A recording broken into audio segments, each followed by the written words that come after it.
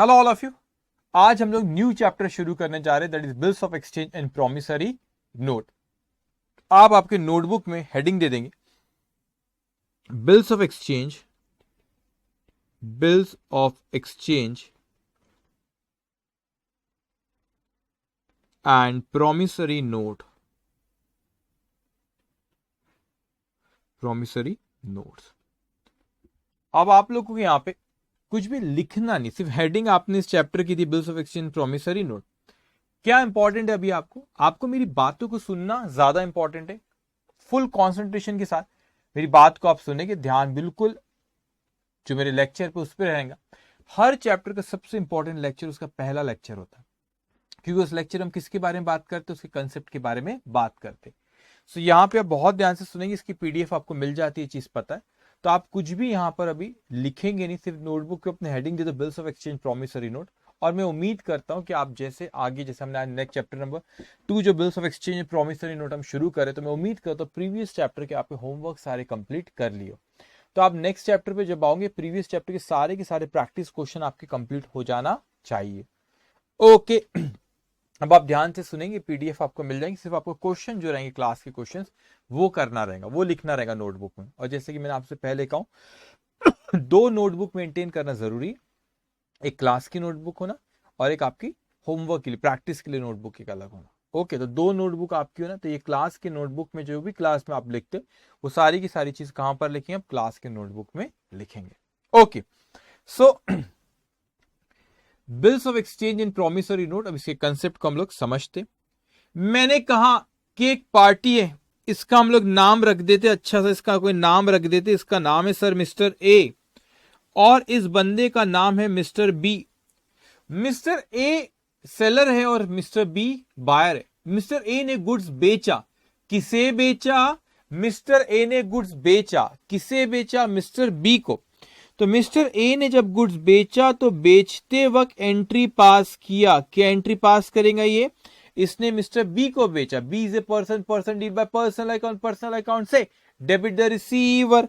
तो यहां पर अब एंट्री पास करेंगे, मिस्टर बी अकाउंट डेबिट, इसने सेल किया to sales account. Sales is income, income deal by nominal account, nominal account से all income should be credited. तो टू सेल्स अकाउंट। कौन है यहाँ पे परचेज? परचेजर कौन है? परचेज जिसने किया उसका नाम है मिस्टर बी। वो भी अपनी बुक्स में अकाउंटिंग कर रहा होगा। जैसे ये ए के लिए क्या था? सेल था। वैसे ये बी के लिए क्या रहेगा? परचेज रहेगा। तो बी अपनी बुक्स में एंट्री पास करेगा परचेज अकाउंट डेबिट। बी अपनी बुक्स में एंट्री पास करेगा purchase account debit to A account. तो यहां पे क्या बात हुई बच्चों कि यहां पर मैंने एंट्री अपनी बुक्स में, जब ए ने गुड्स बेचा तो क्या एंट्री पास किया? B account debited to sales account. B ने गुड्स परचेज किया तो क्या एंट्री पास किया? Purchase account debited to A account. दोनों ने अपनी बुक्स पे एंट्री पास करे। सपोज मैं हूं मिस्टर ए और आप हो मिस्टर बी। मैंने आपको उधारी में बेचा, मैंने आपको उधारी में गुड्स को बेचा और मैंने कहा आपसे कि मैंने जब आपको गुड्स उधारी में बेचा तो मैंने आपसे कहा लेकिन मुझे आप पे डाउट है भाई साहब कि मैंने उधारी में तो आपको बेच दिया, लेकिन मुझे लगता है कि शायद अब आगे चल के पैसे देने में आनाकानी ना करे, पैसा ना दे, कुछ प्रॉब्लम ना दे। तो मैंने एक ब्लैंक पेपर लिया, ये रहा वो ब्लैंक पेपर। चलो मैं यहां ड्रॉ करता हूं बच्चों, ये रहा वो ब्लैंक पेपर। इस ब्लैंक पेपर में मैंने कुछ लिखा और मैंने लिखा ऐसा कि आप सो एंड सो तारीख को मुझे ये पैसा दोगे या मैं जिसको भी डायरेक्ट करूंगा उसको आप ये पैसा दोगे। और ये ब्लैंक पेपर में मैंने लिखा कि आप इस तारीख को, इस तारीख को या 1 महीने बाद या 2 महीने बाद या 30 दिन बाद मैंने लिखा कि आप मुझे ये पैसा दोगे। ऐसा मैंने लिखा यहाँ पे और मैंने साइन करा और साइन करके मैंने आपको दे दिया। आप है मिस्टर बी। मैंने यहाँ पे बच्चों लिखा यहाँ पे कि ₹10,000 will be paid to me or my order 30 days after the date of bill is be or for value। यहाँ पर मैंने इस तरीके से लिखा कि 30 दिन बाद आप मुझे पैसा दोगे। अब मैंने ये ब्लैंक पेपर था, ब्लैंक पेपर था बच्चों, और ये ब्लैंक पेपर मैंने आपके पास भेजा भेजा भेजा। ये ब्लैंक पेपर आपके पास आया, ये ब्लैंक पेपर आपके पास है। आप हो मिस्टर बी। आपने इस ब्लैंक पेपर में जो मैंने लिखा था, अभी एक नॉर्मल पेपर था, ब्लैंक पेपर में मैंने लिखा, सॉरी ब्लैंक पेपर में लिखा और ये पेपर आपके पास है, ये अभी भी एक नॉर्मल पेपर है बस। उस पेपर में आपने पढ़े और उसमें लिखा है कि सो एंड सो तारीख को या 30 दिन बाद या 1 महीने बाद इतना इतना पैसा देने का है। तो आपने लिखी उसमें एक्सेप्टेड, ये बिल आपके, ये पेपर मैंने आपके पास भेजा, ये पेपर आपके पास पहुंचा और आपने पेपर को पढ़े और आपने बोले मंजूर है भाई मंजूर है।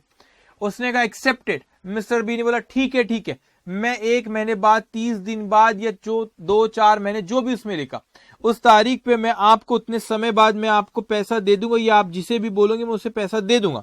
और वो एक्सेप्ट करके आपने ये पेपर मुझे वापस भेजे।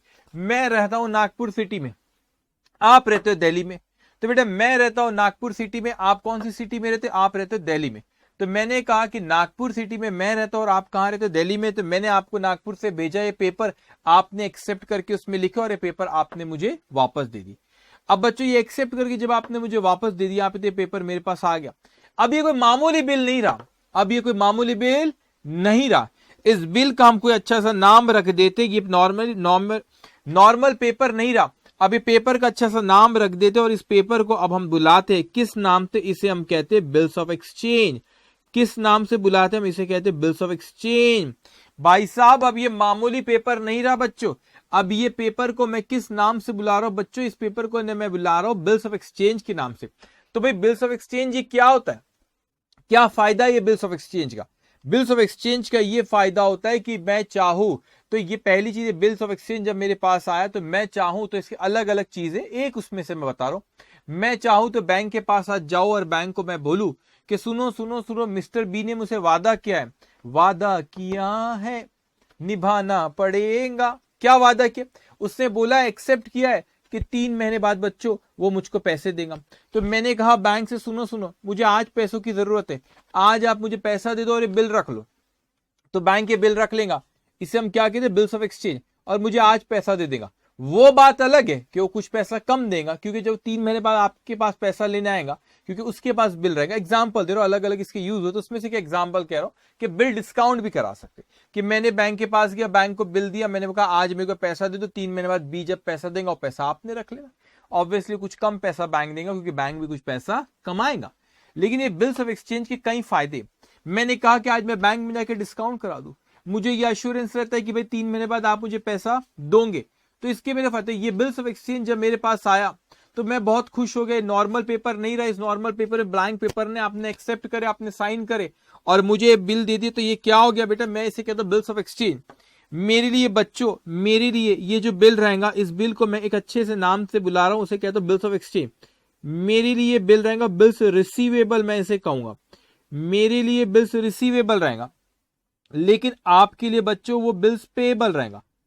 तो मैं इसे बिल्स रिसीवेबल क्यों कह रहा हूं, मैं इसे बिल्स रिसीवेबल इसलिए कह रहा हूं क्योंकि मुझे बिल मिला रिसीवेबल, और आपको इसका बिल का पैसा मुझे मिलेगा, तो मुझे बिल्स रिसीवेबल है और आपको पे करना है, आगे आपको पे करना है। तो आपके लिए क्या हो बच्चों, आपके लिए बिल्स पेएबल। तो मेरे लिए बिल्स रिसीवेबल क्योंकि मुझे पैसा मिलेगा, और आपके लिए क्या हो बिल्स पेएबल। अब बताओ बच्चों, ये बिल्स ऑफ एक्सचेंज इसको लिखा किसने था? ये एक ब्लैंक पेपर था, इस ब्लैंक पेपर को लिखा किसने था? सर ब्लैंक पेपर को जो लिखा था मिस्टर ए ने लिखा था। तो उससे हम एक नाम देते, उसे हम कहते हैं ड्रॉर। उसे हम किस नाम से बुलाते हैं? ड्रॉर। इसे हम ड्रॉर के नाम से बुलाते हैं क्योंकि इसने बिल ये लिखा था। किसने ये बिल लिखा था? मिस्टर ए ने ये बिल लिखा था, तो उसको हम क्या कहेंगे? ड्रॉर। अच्छा, तो ये जो दूसरी पार्टी है इसे क्या कहेंगे? ये रहेगा ड्रॉई। इसे क्या कहेंगे? ड्रॉई। तो उससे हम बुलाते हैं ड्रॉई के नाम से। अब एक्चुअल में देखा जाए, अगर यहां पे मैं हूं मिस्टर ए सपोज और आप हो मिस्टर बी, तो बेटा मैं हूं मिस्टर ए, आप हो मिस्टर बी। तो मैंने कहा कि मैंने आपको गुड्स बेचा था और आपने खरीदे थे। तो आपके लिए क्या, मैंने आपको गुड्स बेचा था और आपने क्या करते बच्चों? खरीदे थे। तो आपने को क्या हुआ कि आपको मुझे पैसे देना, तो आपके लिए मैं क्या था? क्रेडिटर। तो ड्रॉर जो होता है वो क्रेडिटर भी होता है। आपको मुझे पैसे देना है तो आपके ये कौन होता है? क्रेडिटर भी होता है। और ये कौन होता है बच्चों? यहाँ पे ये क्रेडिटर। तो मुझे आपसे पैसा लेना था, तो ये कौन था? डेटर्स होता है। तो एक्चुअल में जो बिल लिखता है वो क्रेडिटर लिख, ठीक है। तो आपके लिए मैं कौन हूं? क्रेडिटर। क्यों आपके लिए मैं क्रेडिटर हूं? क्योंकि आपको मुझे पैसे देना है, मुझे आपसे पैसे ले तो आप मेरे डेटर्स हो। और मुझे एक और नाम से बुलाता है ड्रॉर। क्यों? क्योंकि बिल को ड्रॉ मैंने किया था। आपको किस नाम से बुलाते हैं? ड्रॉई के नाम से बुलाते हैं। अब मैंने कहा सर बिल्स ऑफ एक्सचेंज क्या होता है, तो इसको अगर हम definition of bills of exchange की देखें तो हम इसको ब्रेक करके बात करते। एक एक करके यहां पे डिस्कस करते कि इसका मतलब होता क्या है बच्चों। मैंने कहा बिल्स ऑफ एक्सचेंज पहली चीज क्या होना चाहिए, राइटिंग में होना चाहिए। ये जो पेपर था इसमें लिखने को मांग, इसमें लिखना जरूरी है, it should be in writing. तो ये बिल्स ऑफ एक्सचेंज किस में होना चाहिए, राइटिंग में होना चाहिए। उसके बाद ये दूसरी कंडीशन ये हमसे डालता है, it should be in unconditional order. ये क्या होता है कि अनकंडीशनल, ये राइटिंग में तो है लेकिन अनकंडीशनल ऑर्डर है। इसका मतलब ये जो अनकंडीशनल जो ऑर्डर है, इसका मतलब आप ऐसा नहीं कह सकते कि 3 महीने बाद बारिश हुई तो मैं पैसा दूंगा, तबीयत अच्छी लगी तो पैसा दूंगा, कोई कंडीशन नहीं डाल सकते। तो ये जो ब्लैंक पेपर मैंने जब ये लिख के आपके पास भेजा, इसमें कोई condition, it's unconditional order, it's an unconditional order. अब उसके बाद ये जो होता है bill, it should be signed by the drawer. Obviously बात है, जब मैं आपको भेजूंगा तो मैं साइन करके, इसका फॉर्मेट भी मैं आपको बताता हूं, साइन करके मैंने आपको भेजा और आपको मैंने डायरेक्ट किया, डायरेक्ट सर्टेन पर्सन। यहां पे कौन है सर्टेन पर्सन, मिस्टर बी। मैंने मिस्टर बी को डायरेक्ट किया डायरेक्टिंग ए सर्टेन पर्सन को क्या किया बच्चों, मैंने डायरेक्ट किया। क्या डायरेक्ट किया बच्चों, कि आपको पेमेंट करना है। पहला कि ये बिल्स ऑफ एक्सचेंज राइटिंग में होना, it should be N unconditional order, जिसको मैंने साइन करके भेजा, साइन करके मैंने आपको भेजा, तो मैं आपको डायरेक्ट कर रहा हूं, डायरेक्टिंग ए सर्टेन पर्सन, मैं आपको डायरेक्ट कर रहा हूं कि आपको पैसा देना है बच्चों, to pay certain sum of money, कुछ पैसा आपको देना है बच्चों, कुछ पैसा आपको देना है। किसे देना है बच्चों, टू दी ऑर्डर और टू दी बेरर। मैंने कहा आप मुझे देना है, मैंने जिसे ऑर्डर दिया उसे देना, या तो फिर बच्चों जिसके पास भी ये बिल्स ऑफ एक्सचेंज लेकर आपके पास वो आएगा, जो भी उसमें मैच्योरिटी डेट है, जो भी तारीख लिखी गई उस तारीख पे जबकि मैच्योर होगा बिल, उस तारीख को जो भी आपके पास आएगा उसका पैसे दे देना। जैसे कि मैंने अगर सपोज ऑर्डर किया कि आप ये पैसा मिस्टर, मैंने यह बेरर हो गया, या मैंने किसी को ऑर्डर किया कि आप ये मिस्टर सी को दे देना, तो वो हो गया कि भाई हो सकता है कि मैं खुद आऊं या मैं किसी को डायरेक्ट करूं, या जो भी बेरर है जिसके पास भी बिल आपके पास मैच्योरिटी डेट पे बिल जो लेकर आपको उसको दे देना है। तो मैंने आपसे यहां पे कहा कि सबसे पहली चीज कि मैंने आपको गुड्स बेचा, जब मैंने आपको गुड्स ये बेचा तो मैंने आपसे कहा कि सर्टेन सम ऑफ मनी जो है ये आपको पे कर, मैंने आपको गुड्स बेचा और आपके पास क्या कर, आपने गुड्स खरीदे, लेकिन मुझे आप पे डाउट था आई मीन कि आप पैसे दोगे कि पैसे नहीं दोगे। तो मैंने एक ब्लैंक पेपर लिया, इस ब्लैंक पेपर में लिखा कि 100 तारीख को या इतने समय बाद आप ये पैसा दोगे, और वो आपके पास वो ब्लैंक पेपर में लिख के आपको भेजा और आपने उस पेपर को एक्सेप्ट करो, पेपर मुझे भेजे। अब वो नॉर्मल पेपर नहीं रहा, वो कहलाएगा बिल्स ऑफ एक्सचेंज। मेरे लिए रिसीवेबल है क्योंकि मेरे पैसे मिलेंगे, आपके लिए क्या है, पेबल है, आपको पे करना है। तो मैंने कहा ये बिल्स ऑफ एक्सचेंज मेरे लिए रिसीवेबल, आपके लिए पेबल। लेकिन बिल्स ऑफ एक्सचेंज की मीनिंग क्या है, ये bills of exchange it should be in writing, ये राइटिंग में होना चाहिए। किस में होना चाहिए बच्चों, ये राइटिंग में होना चाहिए। अनकंडीशनल ऑर्डर होना, साइन होना ड्रॉअर की, सर्टेन पर्सन को आपने डायरेक्ट करके पैसे दो, certain sum of money to और टू द ऑर्डर और द बेरर, तो आपको मुझे दो या जिसे भी मैंने ऑर्डर दिया आपको पेमेंट देना रहेगा। ये रहा बिल्स ऑफ एक्सचेंज। तो बिल्स ऑफ एक्सचेंज में बड़ी इंपॉर्टेंट सी चीज है, ये ट्रू और फॉल्स में भी इंस्टीट्यूट कई बार पूछती है। इंस्टीट्यूट क्या पूछती है ट्रू और फॉल्स में, ऑब्जर्व करा गया है कि ट्रू और फॉल्स में इंस्टीट्यूट पूछती है क्या ड्रॉअर, एक सेकेंड पहले आपने एक टर्म और समझ लेना, एक मैंने 2 टर्म आपको यहां पे बताया, एक टर्म के बारे में मैंने कहा उसको हम क्या कहते, उसे हम कहते हैं बच्चों ड्रॉअर, जिसने बिल ड्रॉ किया। दूसरा कौन है, ड्रॉई, जिसपे ड्रॉ किया कौन, ड्रॉई। लेकिन एक और बंदा होता है उसे हम कहते हैं पेई, थर्ड पर्सन, और एक कह रहा हूं मैं पेई। तो ये पेई कौन होता है, तीसरा पर्सन जो है पेई कौन होता है, पेई वो होता है बच्चों जो भी मैच्योरिटी डेट, जो भी इसमें समय लिखा है कि 1 महीने बाद, 2 महीने बाद, 3 महीने बाद, जब भी इसकी मैच्योरिटी डेट आएंगी इस बिल्स ऑफ एक्सचेंज की, उस तारीख को जो भी वो बिल्स ऑफ एक्सचेंज आपके पास लेकर आए उसको आप पेमेंट करोगे। तो जो भी जिसको भी पे करोगे, जिसको भी ये मिस्टर बी पे करेगा उसे हम कहते हैं पेई, उसे हम क्या कहते हैं, पेई, इसे हम पेई के नाम से बुलाते। तो यहां पर अभी थोड़ी देर आप पेशेंस रखेंगे, मैं यहां पे लिंक करूंगा एक पॉइंट को कि एक थर्ड पर्सन जो होता है पेई, क्या ड्रॉर और पेइक सेम पर्सन हो सकता है? कि हम थोड़ी देर बाद इस पे चर्चा करेंगे, क्योंकि जब ये बिल्स ऑफ एक्सचेंज मेरे पास ही आया, मैंने आप पे ड्रॉ किया, आपने एक्सेप्ट कर, बिल्स ऑफ एक्सचेंज जब मेरे पास आया, इस बिल्स ऑफ एक्सचेंज की मैं 4 चीजें कर सकता हूं। मेरे पास कितने ऑप्शन है? मेरे पास 4 ऑप्शन है। कितने ऑप्शन है मेरे पास? मेरे पास 4 ऑप्शन है। बिल्स ऑफ एक्सचेंज को मैं 4 चीजें कर सकता हूं। मेरे पास कितने ऑप्शन है? 4 ऑप्शन है। अब उन चारों ऑप्शन के बारे में हम डिस्कस करेंगे, और फिर जो मैंने यहां पे हाईलाइट करके रखा, इस पे मैं कुछ आके जब यहां पे कुछ मैं लिखूंगा। तो एक रहता है बिल्स ऑफ एक्सचेंज, कितने ऑप्शन है? 4। तो वो चारों ऑप्शन के बारे में हम लोग थोड़ी देर में बात करेंगे, उसकी अकाउंटिंग पे भी चर्चा करेंगे। लेकिन ये बिल्स ऑफ एक्सचेंज होता किस तरीके से, इसका फॉर्मेट कैसा होता है? तो मैंने कहा कि ये रहा बिल्स ऑफ एक्सचेंज, ये रहा था ब्लैंक पेपर बच्चों, ये रहा था ब्लैंक पेपर, 1 मिनट मुझे देना। ये रहा था ब्लैंक पेपर, मैंने लिया और इस ब्लैंक पेपर को मैंने आपके पास कुछ लिख के भेजा। सपोज आपका नाम है टू मिस्टर बी, आपका नाम है टू मिस्टर बी, आप रहते हो दिल्ली में, आपका एड्रेस लिखा और दिल्ली लिखा। फिर उसके बाद मैंने लिखा पे ₹10,000, ठीक है, ₹10,000, ₹10,000 ओनली टू मी, और माई ऑर्डर, मुझे दो या मैं जिसे ऑर्डर दूंगा उसे दो, और माई ऑर्डर कब दो? 30 days after the date of bill, date of bill, date of bill for value received.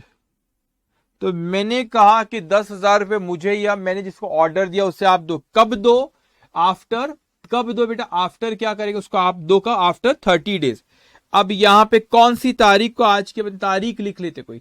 सो मैंने कहा सपोज आज की तारीख है बच्चों, आपकी कोई तारीख में डाल देते, सपोज आज आपकी 15 दिसंबर। सो 15 दिसंबर मैंने तारीख डाल दिया, और ये कहां से मैं लिख रहा हूं? सपोज मैं नागपुर से आपको लिख रहा हूं, 15 दिसंबर मैं लिख देता हूं सपोज 2022, और मैंने यहां पे साइन कर दिया। ये मिस्टर ए हो बच्चों, तो मिस्टर ए ने यहां पे साइन कर दिया, ठीक है, वैसे ही साइन करो, मेरी साइन ऐसी है नहीं, ठीक है। मिस्टर ए ने क्या करा बच्चों? यहां पे रुको, नहीं तो मिस्टर ए ने यहां पे क्या करा? इसको साइन कर दिया, और मैंने आपके पास भेजा, और आपके पास ये पेपर पहुंचा, और आपने यहां पे लिखे accepted. Very good, very good. आप मिस्टर बी, आपने इसे एक्सेप्ट करे। ओके, यहां पे एक स्टैम्प भी लगा हुआ होता है, स्टैम्प भी लगा था। आपने क्या करे बच्चों? इसे आपने कर लिए एक्सेप्ट। मैंने कहा क्या बात है भाई, क्या बात है। आपने एक्सेप्ट, जैसे ही इसे एक्सेप्ट करे तो ये नॉर्मल बिल नहीं कहलाएगा बच्चों, ये नॉर्मल पेपर नहीं कहलाएगा। इसे कहेंगे हम, क्या कहेंगे हम? इसे हम बुलाएंगे बिल्स ऑफ एक्सचेंज के नाम से। लेकिन जब मैं इस चैप्टर का नाम पढ़ता हूं और मैं ऊपर देखता हूं, इस चैप्टर का नाम बिल्स ऑफ एक्सचेंज नहीं है सिर्फ, इस चैप्टर का नाम है bills of exchange and promissory note. इसका मतलब बच्चों यहां पे एक और टर्म हमको सीखने जाना, उसे हम कहते हैं प्रॉमिसरी नोट। तो अभी मैंने आपको जो मीनिंग बताया वो किस चीज की बताया? बिल्स ऑफ एक्सचेंज की मैंने आपको मीनिंग बताया। तो भाई बिल्स ऑफ एक्सचेंज का मतलब क्या होता है, उस पर अभी हम लोगों ने चर्चा करी। अब मैं डिस्कस करने जा रहा हूं, एक सेकेंड। बिल्स ऑफ एक्सचेंज क्या होता है उस पर हमने अभी बात करी। अब मैं आपसे डिस्कस करने जा रहा हूं कि प्रॉमिसरी नोट का मतलब क्या होता है, मीनिंग हम पहले बात करें, फिर अकाउंटिंग में आने पे हमें समय है। लेकिन मैंने कहा दूसरा टर्म जो है प्रॉमिसरी नोट। सर ये प्रॉमिसरी नोट क्या होता है, अच्छे से समझेंगे बच्चों। मैंने आपसे कहा था कि भाई साहब, मैंने आपसे कहा था पहले इसमें मैंने आप पे बिल ड्रॉ किया था। अच्छा, पहली चीज मैंने आप पे बिल लिख के भेजा था, आपने एक्सेप्ट की तो बिल मेरे पास आया था। तो मैंने बिल आपको लिख के भेजा था, आपने बिल एक्सेप्ट करे, बिल वापस मेरे पास आ गया। मेरे पास जब ये पेपर आया, मेरे पास 4 ऑप्शन है, 4 ऑप्शन के बारे में थोड़ी देर बात करेंगे। लेकिन एक और टर्म इस चैप्टर का जिसका नाम है bills of exchange in promissory note. Now the question arise, what do mean by promissory note? Promissory note का मतलब क्या होता है? तो बिल्स ऑफ एक्सचेंज और दूसरा टर्म क्या है उसका? Promissory note. तो प्रॉमिसरी नोट का मतलब क्या होता है बेटा? तो प्रॉमिसरी नोट का मतलब, आप ध्यान से अब आप यहां पे सुनेंगे कि प्रॉमिसरी नोट का मतलब क्या होता है बच्चों। अब एक सेकेंड, अब आप यहां पे एक सेकेंड, यस 1 मिनट, ओके ठीक है। तो दूसरा टर्म यहां पे आता है प्रॉमिसरी नोट। तो अब हम ये समझते हैं कि प्रॉमिसरी नोट का मतलब क्या होता है। सो मैंने कहा ठीक है सर, प्रॉमिसरी नोट देखते, फिर हम अकाउंटिंग की बात, उसके बाद में हम उसके अकाउंटिंग के बारे में बात करेंगे। सो 2 मिनट आप लिखेंगे, अभी 1 सेकेंड यहां पे। तो अब हम देखते हैं यहां पे कि प्रॉमिसरी नोट का मतलब क्या होता है। Just 1 minute. ठीक है, ओके। तो मैंने कहा सर ये वही पार्टी वापस आ गई, इसका नाम हमने रखे मिस्टर ए। मिस्टर ए यहां पर आ गया। ये कौन है बच्चों? ये सेलर है सर। तो मिस्टर बी कौन है? अब मिस्टर बी यहां पे जो था वो बायर था, जैसे हमने पिछले इसमें देखे थे। वो कौन है? बायर है। ओके, सो यहां पे मिस्टर बी आ गया, वो बायर है। अब एक और चीज यहां पे बड़ी इंपॉर्टेंट है कि प्रॉमिसरी नोट पे तो हम ठीक है सर बात करते, लेकिन ये जो हम यहां पे डिस्कशन कर रहे हैं बच्चों, क्या ये जरूरी होता है कि कोई भी क्रेडिट ट्रांजैक्शन हो तो उसमें बिल्स ऑफ एक्सचेंज, कोई भी क्रेडिट ट्रांजैक्शन जरूरी होता है कि bills of exchange promissory note बनाया ही जाए? नहीं बेटा, ये जरूरी नहीं होता। ये जरूरी नहीं होता कि बिल्स ऑफ एक्सचेंज या प्रॉमिसरी नोट आप बनाओ, ये जरूरी नहीं होता। ये तो भी ऐसा नहीं होता ना, सपोज आप जहां पे रहते हो कोई सब्जी वाला बेचने आता है, वहां पे सब्जी, तो भाई आज आपके घर पे किसी ने सब्जी लिया, आपने बोले चिल्लर नहीं है, 100 रुपए की चिल्लर नहीं, छुट्टा नहीं है, कल पैसा दूंगा। तो सब्जी वाला बोलते हैं कि let's create a bills of exchange, क्योंकि मुझे आप पे डाउट है, आप पैसा दोगे नहीं दोगे। अरे ना ना ना, ये ऐसा bills of exchange her transaction पे नहीं, हर क्रेडिट ट्रांजेक्शन पे कोई बिल्स ऑफ एक्सचेंज ड्रॉ करा नहीं जाता बेटा। अगर कोई चाहे, किसी को डाउट है, किसी कुछ और भी बेनिफिट आप इसको डिस्काउंट कराते सकते, उस केस में बिल्स ऑफ एक्सचेंज लोग ड्रॉ करते, लेकिन हर क्रेडिट ट्रांजैक्शन पे बिल्स ऑफ एक्सचेंज बनाया नहीं जाता। जैसे कि इस चैप्टर का नाम है bills of exchange and promissory note, तो अब हम ये समझने जाते कि प्रॉमिसरी नोट का मीनिंग क्या होता है। हमने डिस्कस करे कि what do mean by bills of exchange. अब हम लोग ये बात करेंगे प्रॉमिसरी नोट का मतलब क्या होता है। सो मैं आपसे कहता हूं बच्चों कि प्रॉमिसरी नोट का मीनिंग क्या, तो हम बात करेंगे। मैंने आपसे कहा कि एक पार्टी है, उस पार्टी का नाम है मिस्टर ए, दूसरी पार्टी है, उस पार्टी का नाम है मिस्टर बी। ओके, तो वही बात हुई, मिस्टर ए ने गुड्स बेचा मिस्टर बी को, मिस्टर बी ने क्या करा? गुड्स परचेज किया। मिस्टर ए ने गुड्स बेचा मिस्टर बी को, और मिस्टर बी ने क्या करा? गुड्स को क्या किया बच्चों? परचेज किया। तो मिस्टर ए ने जब गुड्स बेचा तो उसने एंट्री पास किया mister B account. Mister B is receiver here, तो इसने एंट्री पास किया यहाँ पे बच्चों, इसने एंट्री पास किया यहाँ पे mister B account debit to sales account. और यहाँ पे बी ने परचेज किया तो उसने एंट्री पास किया परचेज अकाउंट डेबिट टू किसने बेचा? Mister A account. ठीक है भाई, ए ने गुड्स बेचा, बी ने खरीद लिया। लेकिन मैं तो बैठा हुआ था यहाँ पे, मेरे पेपर पे लिखने के पहले मैं उसको बिल लिखकर भेजू, मैं इस पेपर पे लिख के भेजू, उससे पहले मिस्टर बी ने ही, आप हो मिस्टर बी, मेरे लिख के भेजने के पहले ही आप हो मिस्टर बी। बच्चों आपने क्या करे? मेरे लिख के भेजने के पहले ही आप हो मिस्टर बी, आपने क्या करे? आपने खुद ही ने एक पेपर लिए। ये पेपर जो आपको स्क्रीन पे दिख रहा है, ये मेरे पास नहीं है पेपर, ये आपके पास पेपर है। आपने खुद ने ये पेपर लिए बच्चों, और आपने लिखे आप हो मिस्टर बी, आपने खुद ने ये पेपर लिए, और आपने पेपर में खुद ने लिखे कि मिस्टर ए, मैं प्रॉमिस करता हूं। क्या करते हो? प्रॉमिस करता हूं, मैं प्रॉमिस करता हूं कि सो एंड सो तारीख को मैं आपको, क्या आपने प्रॉमिस करे बच्चों कि मैं सो एंड सो तारीख को आप मुझे पैसा दोगे। तो यहां पे फर्क इतना है कि बच्चे मैं आपको लिख के नहीं भेज रहा हूं कि भाई आप एक्सेप्ट करो, आप खुद मेरे को प्रॉमिस करते हो कि मैं वो पैसा दूंगा। तो मेरे पास ये जब प्रॉमिस करके आपने भेजे तो इसे हम क्या कहते हैं? Promissory note. इसे क्या कहते हैं? हम इसे कहते हैं प्रॉमिसरी नोट। और ये मेरे लिए रिसीवेबल है, बिल्स रिसीवेबल। क्यों ये मेरे लिए बिल्स रिसीवेबल है? पैसा लेना है मिस्टर बी के लिए। अब ये आपने खुद ही नहीं ये पेपर लिए बच्चों, और आपने खुद ही नहीं ये पेपर में लिख के मुझे भेजे, तो मेरे लिए बिल्स रिसीवेबल है, और आपके लिए बच्चों क्या है? Bills payable. तो मेरे लिए बिल्स रिसीवेबल और आपके लिए क्या है बेटा? Bills payable.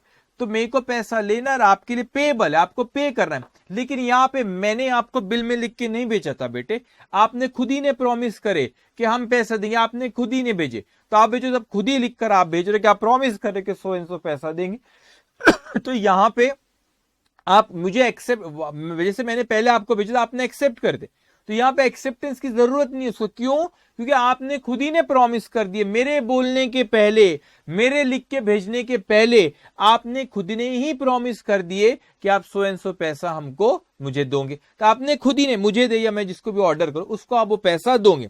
तो बच्चों यहां पे किसने प्रॉमिस किया? मिस्टर बी ने प्रॉमिस किया। तो यहां पे उसे हम कहते हैं प्रॉमिसर। क्या कहते हैं? प्रॉमिसर। तो मिस्टर बी कौन हुआ यहां पे बच्चों? प्रॉमिसर। और यहां पे मिस्टर ए कौन हुआ?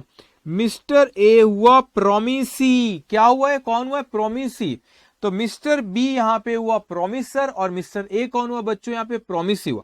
अब याद रखना, इसको प्रॉमिसर के साथ साथ एक और नाम देते हैं अपन, यहां पे मेकर भी कहते हैं इसे। क्यों मेकर के नाम से बुलाते हैं बच्चों? इसको मेकर के नाम से इसलिए बुलाते कि एक्चुअल में बिल, ये प्रॉमिसरी नोट बनाया किसने था? वो मिस्टर बी ने बनाया था, वो मेकर था, इसीलिए उसको मेकर के भी नाम से हम लोग बुलाते हैं। अब ये प्रॉमिसरी नोट की अगर मैं मीनिंग देखूं, प्रॉमिसरी नोट की अगर मैं मीनिंग देखूं, तो मैं यहां पे कहता हूं प्रॉमिसरी नोट की अगर मैं यहां पे मीनिंग, तो प्रॉमिसरी नोट होती क्या चीज है?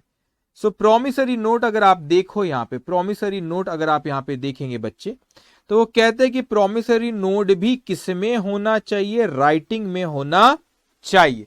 प्रॉमिसरी नोट भी स्क्रीन पे दिख रहा है, कोई बात नहीं, इन राइटिंग लिखो, आपको लिखना कुछ भी नहीं, आपको सिर्फ मेरी बात को सुनना, इसकी पीडीएफ आपको मिल जाएंगी। तो मैंने कहा कि आपको क्या होना, it should, promissory note should be in writing. अब वो कहता है इसका meaning, not being a bank note, not being a bank note और करेंसी नोट। बोलेंगे सर ये क्या लिखा हुआ है sir? Not being a bank note और करेंसी नोट। अभी मेरा वॉलेट नहीं है मेरे पास, नहीं तो आपको मैं नोट निकाल के बताता। ये आप खुद देखो बच्चों, ये आप खुद देखो, आपके पास नोट है, आप नोट अगर देखोगे, एक मिनट रुको मैं देखता हूं अगर कोई नोट की इमेज है क्या यहाँ पे मेरे पास। इस पे नहीं, चलो मैं ठीक है दूसरी, एक सेकंड रुको, एक नोट की इमेज है मेरे पास, एक सेकंड रुकोगे। कहां गया भाई, कहां गया? रुक जाओ एक मिनट, मैं आपको नोट की इमेज बताता हूं, एक मिनट रुको। कहां गया?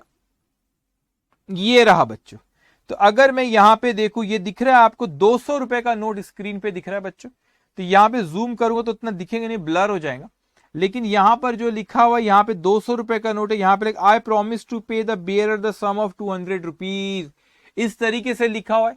तो हमको ये कहता है भाई, यहां पर जब हमने प्रॉमिसरी नोट की मीनिंग देखी तो वो कहता है कि मैं उस प्रॉमिस की बात नहीं कर रहा हूं जो वो नोट पे लिखा हुआ होता है, जो करेंसी पे लिखा होता है, उसके बारे में मैं चर्चा नहीं कर रहा हूं। अच्छा, not being a note, currency note, bank note के बारे में बात नहीं कर रहा। अच्छा, तो वो वहां पर जो क्यों लिखा हुआ एक अलग डिस्कशन है, लेकिन ये उसके बारे में बात नहीं कर रहा। आपके पास जो भी जेब में नोट होगा, 100 रुपए, 200 रुपए, ठीक है, 2500, जो भी नोट होगा, उस नोट को निकाल के देखो, ऐसा प्रॉमिस लिखा हुआ है, तो आपको प्रॉमिसरी नोट बोलता है मैं उस नोट के बारे में बात नहीं कर रहा हूं। अच्छा, वो कहता है ये promissory note should be unconditional promise. अब समझना बच्चों, ये क्या कहते हैं? अनकंडीशनल प्रॉमिस वर्ड यूज हुआ है। अगर आप गौर से ऊपर देखोगे तो यहां पर जो वर्ड यूज हुआ था वो अनकंडीशनल ऑर्डर हुआ था, और यह अनकंडीशनल प्रॉमिस है बच्चों। तो वो आप प्रॉमिस कर रहे हो ना यहाँ पे, तो उसमें कोई कंडीशन नहीं होना चाहिए कि बारिश हुई तो पैसा दूंगा, अच्छा लगा तो पैसा दूंगा, ऐसी कोई भी उसमें प्रॉमिस में कोई कंडीशन होना नहीं। It should be unconditional promise, कोई भी कंडीशन होना नहीं चाहिए। ये प्रॉमिसरी नोट को, ये प्रॉमिसरी नोट को साइन करेगा, साइंड बाय, कौन इसे साइन करेगा? मेकर और प्रॉमिसर। मेकर और प्रॉमिसर इसे क्या करेगा बच्चों? साइन करेगा। तो जिसने ये प्रॉमिसरी नोट बनाया है वो साइन करके मुझे भेजेगा, आपने साइन करोगे और आप मुझे भेजोगे। आपने मुझे भेजो और उसमें आपने प्रॉमिस किए, किस चीज का प्रॉमिस करे? कि to pay certain sum of money, to pay certain sum of money, जो उसमें अमाउंट लिखी हुई आप पे करोगे, टू और टू दी ऑर्डर और ऑर्डर ऑफ सर्टेन पर्सन, मुझे या मैं जिसे भी ऑर्डर ऑफ सर्टेन पर्सन दू उससे आप ये पैसा दोगे भैया। तो आपने ये प्रॉमिस करे सर कि मैं सर्टेन सम ऑफ मनी दूंगा आपको, या आप जिसे भी ऑर्डर देंगे उसको मैं सर्टेन सम ऑफ मनी दूंगा। अब इस चीज को समझना, इसमें बिल्स ऑफ एक्सचेंज में और प्रॉमिसरी नोट में अगर हम लोग देखें तो मीनिंग जो है थोड़ा सा अलग है। यहाँ पे मैंने बिल्स ऑफ एक्सचेंज में मैं ड्रॉअर ने लिख के भेजा, आपने एक्सेप्ट करो, बिल आपने मुझे दे दी। अब प्रॉमिसरी नोट में आप खुद ही पेपर लेते हो, खुद ही प्रॉमिस करते हो और वो मेरे को भेजते कि मैं प्रॉमिस करता हूँ कि इतना इतना पैसा मैं दूंगा। तो ये फर्क है बिल्स ऑफ एक्सचेंज में प्रॉमिसरी नोट में। इसके हम लोग फॉर्मेट की अगर बात करें बच्चों, यहाँ पे इसके फॉर्मेट की अगर बात मैं करूं यहाँ पे तो यहाँ पे इसके फॉर्मेट की यहाँ पे चल मैं बना के एक प्रॉमिसरी नोट। ओके, ये रहा promissory note.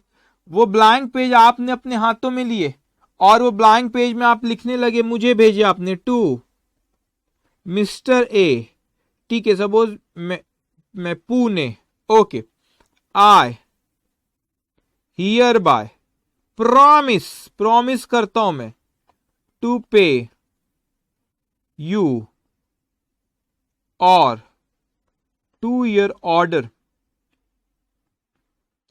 a sum of rupees 50,000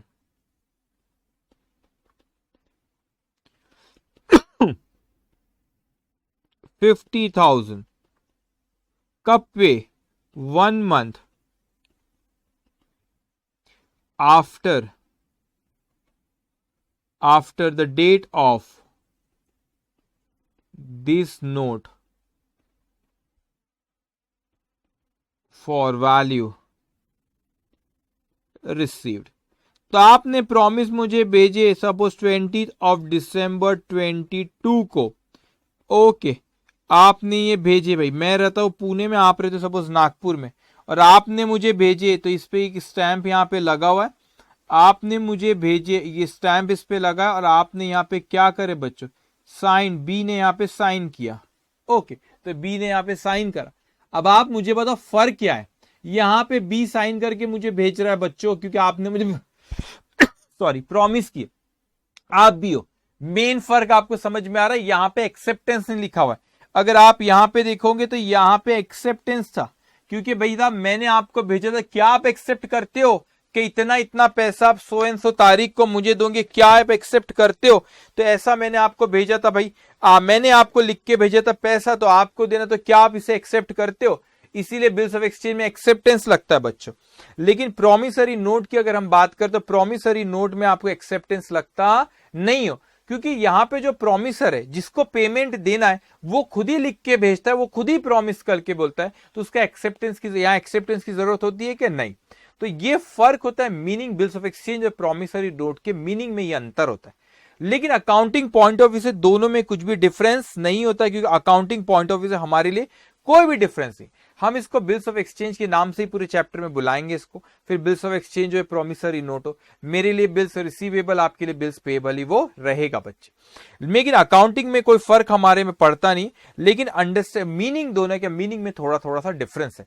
अब एक पॉइंट बड़े अच्छे समझना, इंस्टीट्यूट इसको मैंने ऑब्जर्व किया कि ट्रू और फॉल्स में भी पूछ लिखती है इंस्टीट्यूट। क्या चीज पूछती है बच्चों? यहां पे मैं आपसे कहता हूं बेटा कि ये मैं था मिस्टर ए, मैंने आप पे बिल ड्रॉ किया था बच्चे, मैंने आप पे बिल ड्रॉ किया था, आपने क्या करते बिल को एक्सेप्ट किया था, मेरे पास वो बिल आया था। एक और पार्टी होती है, इस पार्टी का नाम रहता है, उस पार्टी का नाम है यहां पर पेई। तो पेई कौन होता है? जो भी मैच्योरिटी डेट पे बिल आपके पास लेकर जो आएगा, मैच्योरिटी डेट जब आएंगी, जब बिल जो आपके पास लेकर आएगा, वो बिल्स ऑफ एक्सचेंज जो आपके पास लेकर आएगा मैच्योरिटी डेट पे, आप उसको वो पैसा दे दोगे।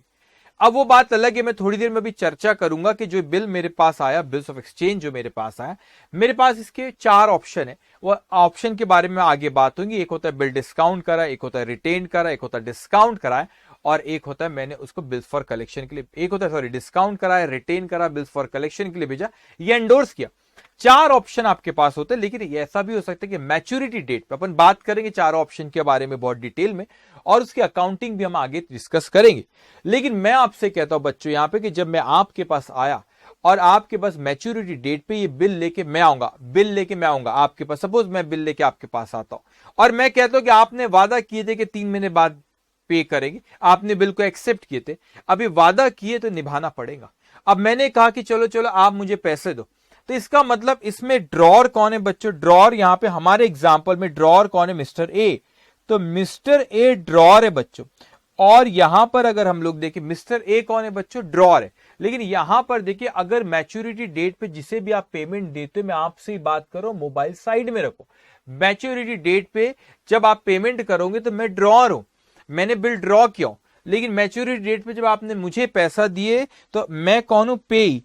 तो ये हो सकता है drawer and ड्रॉई may be the same person. Drawer और ड्रॉई दोनों के दोनों कौन है, एक ही इंसान हो सकता है कि जिसने बिल लिखा वो मिस्टर ए है, मैच्योरिटी डेट पे जिसको पेमेंट दी गई वो मिस्टर ए है। तो सर क्या ऐसा भी हो सकता है कि मैच्योरिटी डेट पे मिस्टर ए को ना पेमेंट देते हुए किसी और को पेमेंट दे? हाँ, ऐसा भी हो सकता है, क्योंकि ऑर्डर है वो बिल्स ऑफ एक्सचेंज में ऐसा लिखा मुझे दो या मैंने जिसे ऑर्डर दिया उसे दो।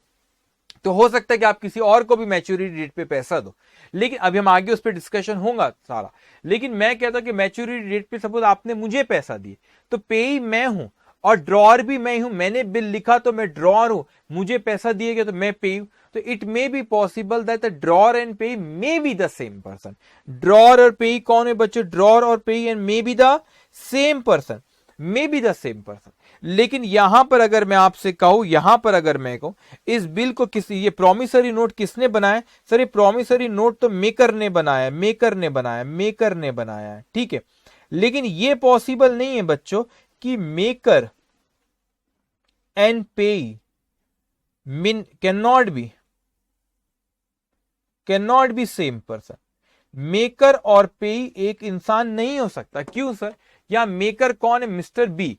तो मिस्टर बी ने ये प्रॉमिसरी नोट बनाया है, मिस्टर बी ने प्रॉमिसरी नोट बनाया है। अब ये प्रॉमिसरी नोट बनाया, जो भी मैच्योरिटी डेट पे आएंगी वो ये पेमेंट करेगा मिस्टर बी। तो मिस्टर बी जब पेमेंट करेगा तो प्रॉमिसरी नोट बनाया भी उसी ने और पेमेंट भी वही कर रहा है।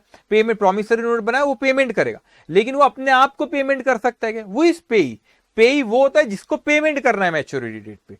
तो मिस्टर बी जिसको पेमेंट करेगा वो इंसान पे ही रहेगा। तो यहां पे मेकर कौन है, प्रॉमिसर कौन है, मिस्टर बी, और पे किसी और को करेगा, अपने आप को तो पे नहीं करेगा ना यहाँ पे। तो मेकर और पे, maker and payee can not B same person. लेकिन यहां पे बच्चों drawer and payee can B the same person. क्यों, ये बिल्स ऑफ एक्सचेंज ड्रॉर ने लिखा था मैच्योरिटी डेट पे, हो सकता है कि ड्रॉर को पेमेंट दे। तो मैं ऐसा क्यों कह रहा हूं, हो सकता है कि ड्रॉर को पैसा दे। अभी आप थोड़ी देर पेशेंस रखना, 15-20 मिनट आधे घंटे में डिस्कशन वो आएगा कि मैच्योरिटी डेट पे जरूरी नहीं है कि जो ड्रॉर है वही पैसा लेने आए, कोई और पार्टी भी पैसा लेने के लिए आ सकती है ड्रॉय के पास। लेकिन अगर मैच्योरिटी डेट पे ड्रॉर खुद ही आए और उसी को पैसा दिया जाए तो वही पे भी कहलाएगा। तो ड्रॉर और पे सेम पर्सन कहला सकते हैं, लेकिन मेकर और पे can not be a same person. Promissory note में जो ये प्रॉमिसरी नोट लिखता है उसे मेकर कहते हैं, जो कि मिस्टर बी है हमारे एग्जांपल में। तो वो अपने आप को तो पैसा नहीं देगा ना, तो पैसा जिसको दिया जाता है वो पे ही होता है। तो maker and payee can not be a same person, but drawer and payee can be a same person. अब मैं आगे डिस्कशन बढ़ाऊं बच्चों, पहले आप मेरे को उसके पहले बताओ कि आपको जो मैंने बात यहां पे कहा वो बात क्या आपको समझ में आई क्या? जल्दी जल्दी जवाब देंगे बच्चों, जो बात मैंने आपसे अभी तक जो भी डिस्कशन किया वो आपको समझ में आएगी, तो फिर मैं आगे अब डिस्कशन अपना बढ़ाऊंगा। ओके, जल्दी बताएंगे बच्चों। ओके, तो सबको समझ में आया? Yes sir, yes sir. तो सबको समझ में आया क्या बिल्स ऑफ एक्सचेंज और प्रॉमिसरी नोट में क्या फर्क होता है, क्या मीनिंग है और उनमें फर्क क्या है? अब मैंने जैसे आपसे कहा कि ये बिल्स ऑफ एक्सचेंज मेरे पास आ गया बच्चों, ये पेपर मेरे पास आ गया, जवाब देंगे यस सर समझ में आया। ओके ओके ठीक है, अब आप मेरी बात सुनेंगे। मैंने कहा कि बिल्स ऑफ एक्सचेंज मेरे पास ही आ गया बच्चों, और ये बिल्स मैं पूरे चैप्टर में पहले ही आपसे कह दूं, अकाउंटिंग के पॉइंट ऑफ व्यू से कुछ भी डिफरेंस नहीं है, अकाउंटिंग के पॉइंट ऑफ व्यू से कुछ भी डिफरेंस नहीं है, ठीक है, अकाउंटिंग के पॉइंट ऑफ व्यू से कुछ भी डिफरेंस यहां पर नहीं है। फिर चाहे वो बिल्स ऑफ एक्सचेंज हो कि प्रॉमिसरी नोट हो, उसमें कोई भी फर्क, अकाउंटिंग में हमें कोई भी फर्क पड़ता नहीं है। अब अपन अकाउंटिंग में थोड़ी देर बाद आएंगे, लेकिन उसके पहले कुछ डिस्कशन करना यहाँ पे जरूरी है, उसके बारे में मैं आपसे बात कर रहा हूं। मैंने कहा बच्चों कि ये मेरे पास बिल, मैं पूरे चैप्टर में बिल्स ऑफ एक्सचेंज के नाम से इसको बुलाता हूं। ये बिल्स ऑफ एक्सचेंज मेरे पास आ गया। जब बिल्स ऑफ एक्सचेंज मेरे पास आया तो मेरे पास कितने ऑप्शन हैं? मैंने कहा बच्चों मेरे पास कितने ऑप्शन है इस बिल्स ऑफ एक्सचेंज को, इस बिल्स ऑफ एक्सचेंज को मेरे पास कितने, ये बिल आ गया, मैंने बिल ड्रॉ किया था, आपको बिल भेजा, आपने इस बिल को एक्सेप्ट करे और एक्सेप्ट करके मुझे भेज दिए, और जो बिल जैसे ही मेरे पास आया, मेरे पास जैसे ही एक्सेप्ट करके ये बिल आया, तो मेरे पास बच्चों कितने ऑप्शन है, मैं अब उस पर अपन डिस्कशन। मेरे पास कितने ऑप्शन है, मेरे पास 4 ऑप्शन है। कितने ऑप्शन है, 4 ऑप्शन। सो आफ्टर रिसीविंग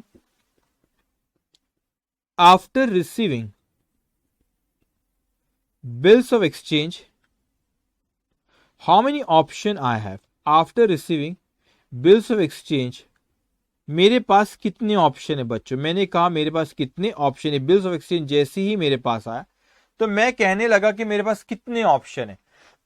तो सबसे पहले इसको ध्यान से हर एक बात को मेरी आप समझते जाएंगे। तो कौन से ऑप्शन के बारे में बात कर रहे हैं, मैं आपसे कहता हूं कि मैं वही हूं। कौन हूं मैं वही सेलर हूं जिसने ये गुड्स बेचा था बच्चों। तो मैं वही हूं मिस्टर बी। ये रहा मिस्टर बी। और दूसरी जो पार्टी थी वो कौन है बच्चों, वो है मिस्टर ए। मिस्टर ए ने बेचा, तो ये है मिस्टर ए जिस पार्टी को जो बेचा था। एक second, just give me 1 minute. Okay, एक सेकेंड देना, मैं इनकी पहले फोटो वोटो ला लू, फिर आगे की अपन चर्चा करते हैं बच्चों। ओके, एक सेकेंड रुकना।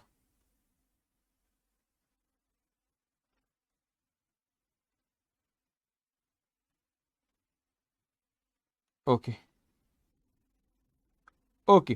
सो मैंने कहा यहां पे एक पार्टी जो है, एक पार्टी कौन है बच्चों, यहां पे एक पार्टी वो यहां पे जिसने ये गुड्स को बेचा, तो उसका नाम क्या, मिस्टर ए।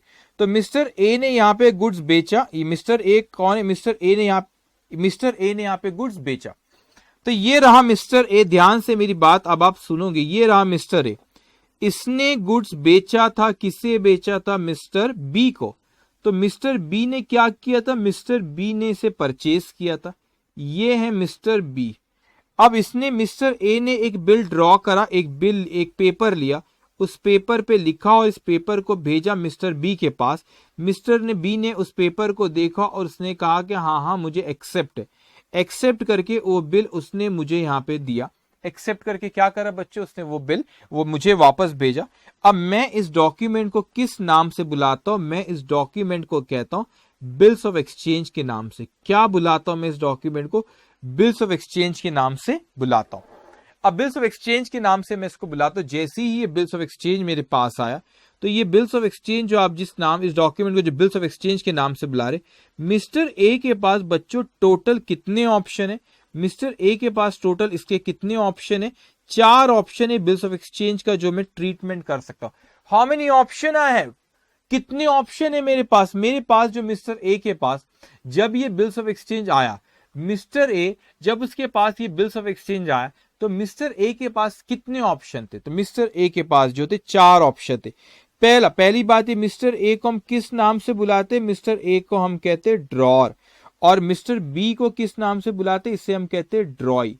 तो मैं पहले एक बात कर रहा हूं मिस्टर ए के पॉइंट ऑफ व्यू से, मिस्टर ए के नजरिए से हम लोग बात कर रहे कि ये मैं हूं मिस्टर ए, मेरे पास क्या है बच्चों, ये बिल्स ऑफ एक्सचेंज मेरे पास आया। मैं हूं मिस्टर ए और मेरे पास ये बिल्स ऑफ एक्सचेंज मेरे पास है। तो आज की तारीख में जब मेरे को बिल्स ऑफ एक्सचेंज है मेरे एक, तो ये हो गया जब मैंने गुड्स को बेचा था, वो बेचने की एंट्री वेंट्री पास किया, सब ठीक है। जब मेरे पास ये बिल्स ऑफ एक्सचेंज आया, तो मैं यहाँ पे लिख भी देता हूं, यहां पे मैं लिख भी देता हूं, एक सेकेंड रुको। ये बिल्स ऑफ एक्सचेंज जब मेरे पास आया बच्चों, तो मैं लिखता हूं व्हेन बिल रिसीव्ड। जब ये बिल्स ऑफ एक्सचेंज मेरे पास आया तो मेरे पास 4 ऑप्शन है। मैंने कहा मैं इसका कुछ नहीं करता हूं, मैं इसे रिटेन्ड करके रखता हूं। मैंने क्या कहा बच्चों, मैं रिटेन्ड करके रखता हूं। इसमें एक तारीख लिखी हुई, इस तारीख को आप वो सो एंड सो जो भी अमाउंट लिखा हुआ पैसा दोगे। तो आज मेरे पास ये तारीख पे ये रिटेन्ड करके, ये मैंने क्या करके रखा बच्चों, रिटेन्ड करके रखा। ये बिल मैंने अपने पास रखा। मैंने कहा भाई साहब इसमें दे रखा है कि 3 महीने बाद मिस्टर बी पैसा देगा 10,000 रुपए। तो मैंने कहा ये बिल तो मैं अपने पास ही रखूंगा। मैं कौन हूं बताओ, मैं कौन हूं। हाँ गर्वित, हाँ सौरभ, अंकित, शशिन, मैं तुम लोगों से ही बात कर रहा हूं। बच्चों ध्यान से सुनो, यहां पे मैं कह रहा हूं कि ये जो मेरा बिल है ये मेरे पास, मैंने कहा मैं रिटेन्ड करके रखता हूं। ये जो बिल्स ऑफ एक्सचेंज है मैंने कहा इसे मैं अपने पास ही रखता हूं। तो मैं कौन हूं, मैंने कहा मैं कौन हूं, मैं हूं मिस्टर ए। मैंने इस बिल को अपने पास ही रखा।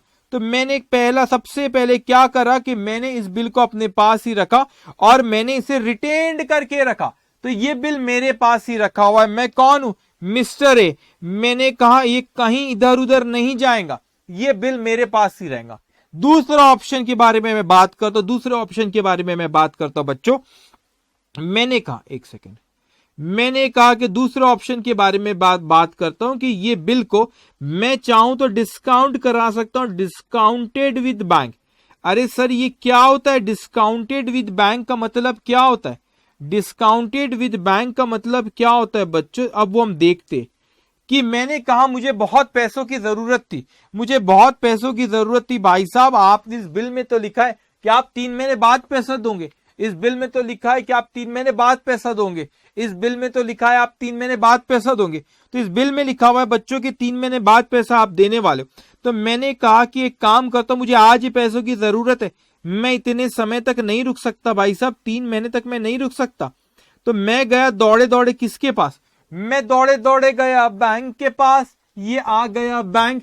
मैंने कहा बैंक बैंक बैंक, भाई साहब सुनो सुनो सुनो, ये रहा मेरे सामने वो बैंक बैठा हुआ है, मेरे सामने वो बैंक बैठा, और मैंने बैंक से कहा सुनो सुनो सुनो, मुझे पैसों की जरूरत है मैनेजर साहब, मैनेजर साहब मैं आपसे ही बात कर रहा हूं, मुझे पैसों की जरूरत है। मैंने कहा मैनेजर साहब मुझे पैसों की जरूरत है। तो पहले मैनेजर साहब बोले हम कैसी मदद कर सकते? मैंने कहा ये बिल्स ऑफ एक्सचेंज मेरे पास रखा हुआ, ये बिल्स ऑफ एक्सचेंज मेरे पास रखा हुआ, इसमें लिखा हुआ है कि 3 महीने बाद मिस्टर बी पेमेंट करेगा। तो मैंने कहा मैनेजर साहब ये बिल्स ऑफ एक्सचेंज, ये बिल्स ऑफ एक्सचेंज आप रख लो, ये बिल्स ऑफ एक्सचेंज आप रख लो, और जब इसकी मैच्योरिटी डेट आएगी उस मैच्योरिटी डेट पे जाके आप मिस्टर बी से पैसा ले लेना, और उसके बदले मुझे आज पैसा दे दो। तो बैंक तो चालाक है ना, चालाक क्या समझदार है, बैंक का भी तो पैसा कमा रहे। तो बैंक बोलते कैसी बात कर रहे हो मिस्टर ए, तुम कैसी बात कर रहे हो, हम आज आपको बिल सपोज 10,000 का है, तो बैंक कहता है कि आज मैं तुमको 10,000 रुपए दे दूं। मैंने कहा हाँ सर आज आप मुझे 10,000 रुपए दे दो। तो बैंक बोलता है ये क्या बात हुई, आप कहते हो कि आज मुझे आप 10,000 रुपए दे दो। मैंने कहा तो बैंक मुझे 10,000 रुपए आज अगर दे भी देती है बेटा, लेकिन 3 महीने बाद वो मिस्टर बी से भी 10,000 रुपए लेंगी, क्योंकि ये बिल मैंने बैंक को दे दिया। अभी अकाउंटिंग एंट्री के बारे में बात नहीं करते, तो चर्चा अपन थोड़ी देर बाद होगी, हो सकता है शायद आज हो भी ना, कल के सेशन में हो।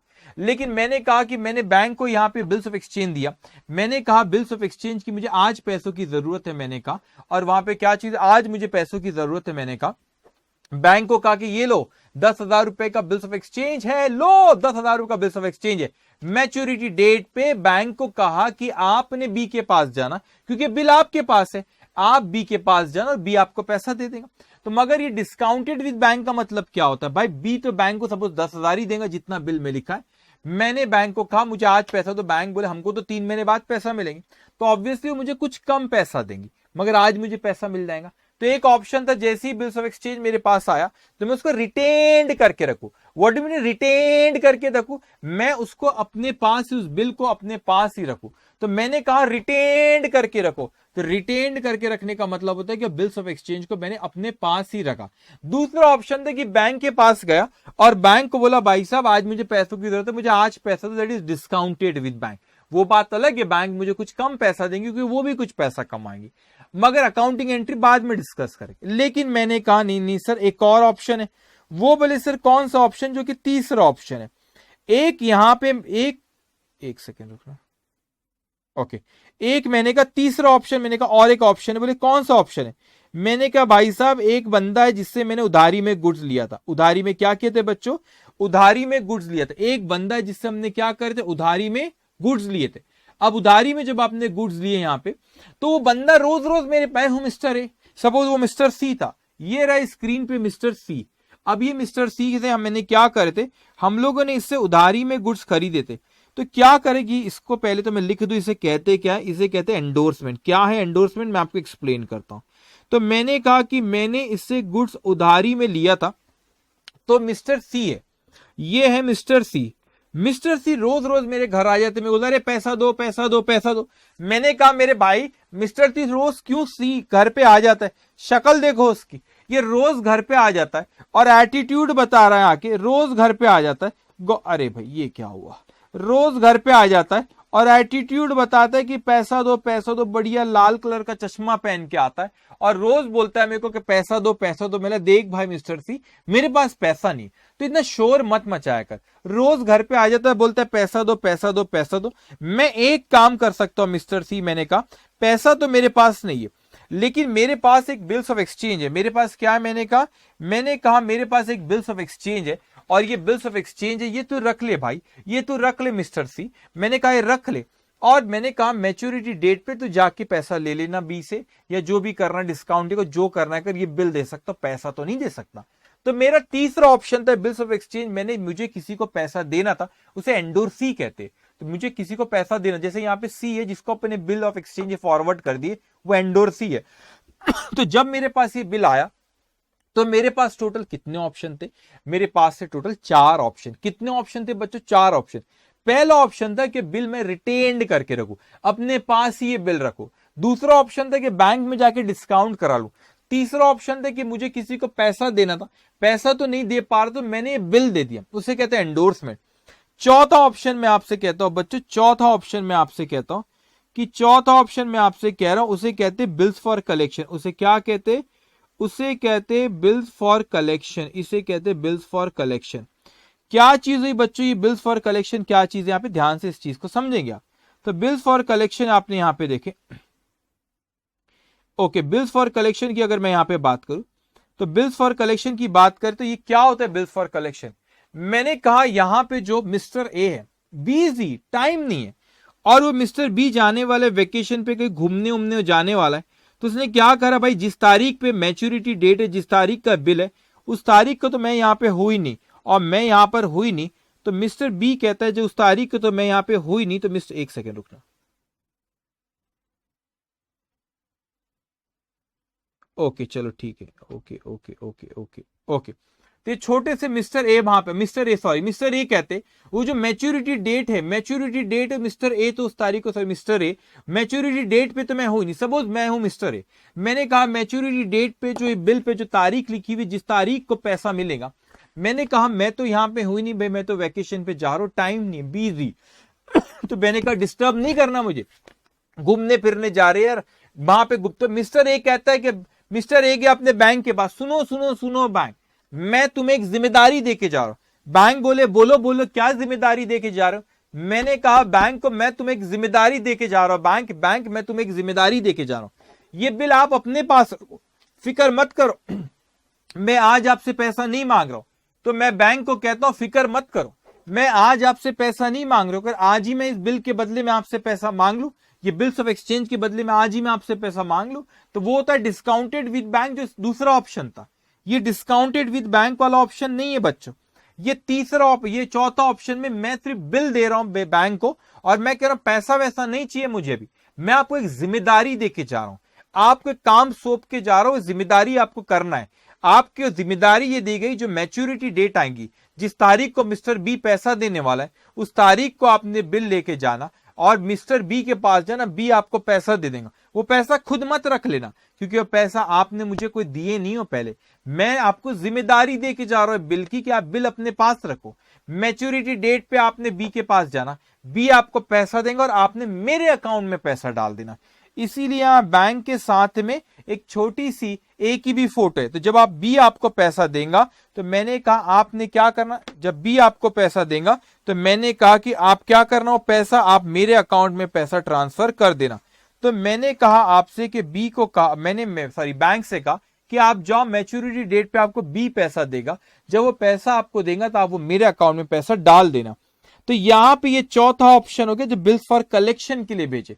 तो बिल्स डिस्काउंटेड विद बैंक और बिल्स फॉर कलेक्शन में फर्क है। डिस्काउंटेड विद बैंक में जब मैं बिल देता हूं उसके अगेंस्ट में पैसा ले लेता हूं, लेकिन बिल्स फॉर कलेक्शन के केस में बिल देता हूं उसके बदले में पैसा नहीं लेता, उनको जिम्मेदारी देता हूं कि मैच्योरिटी डेट पे आप बी के पास जाना, बी आपको पैसा देगा और वो पैसा आप मेरे अकाउंट में ट्रांसफर कर देना। तो वो बात अलग है, इसके लिए कुछ चार्जेस लगा सकते, वो बात एक डिस्कशन अलग है, लेकिन हमने उनको क्या करे, जिम्मेदारी दी। अब मुझे बताओ जब ये मैच्योरिटी डेट बच्चों आएंगी, जब ये मैच्योरिटी डेट आएंगी तो दो चीज हो सकती है मैच्योरिटी डेट पे। मैच्योरिटी डेट पे दो चीज हो सकती है। मैंने कहा कौन सी चीज हो सकती है मैच्योरिटी डेट पे।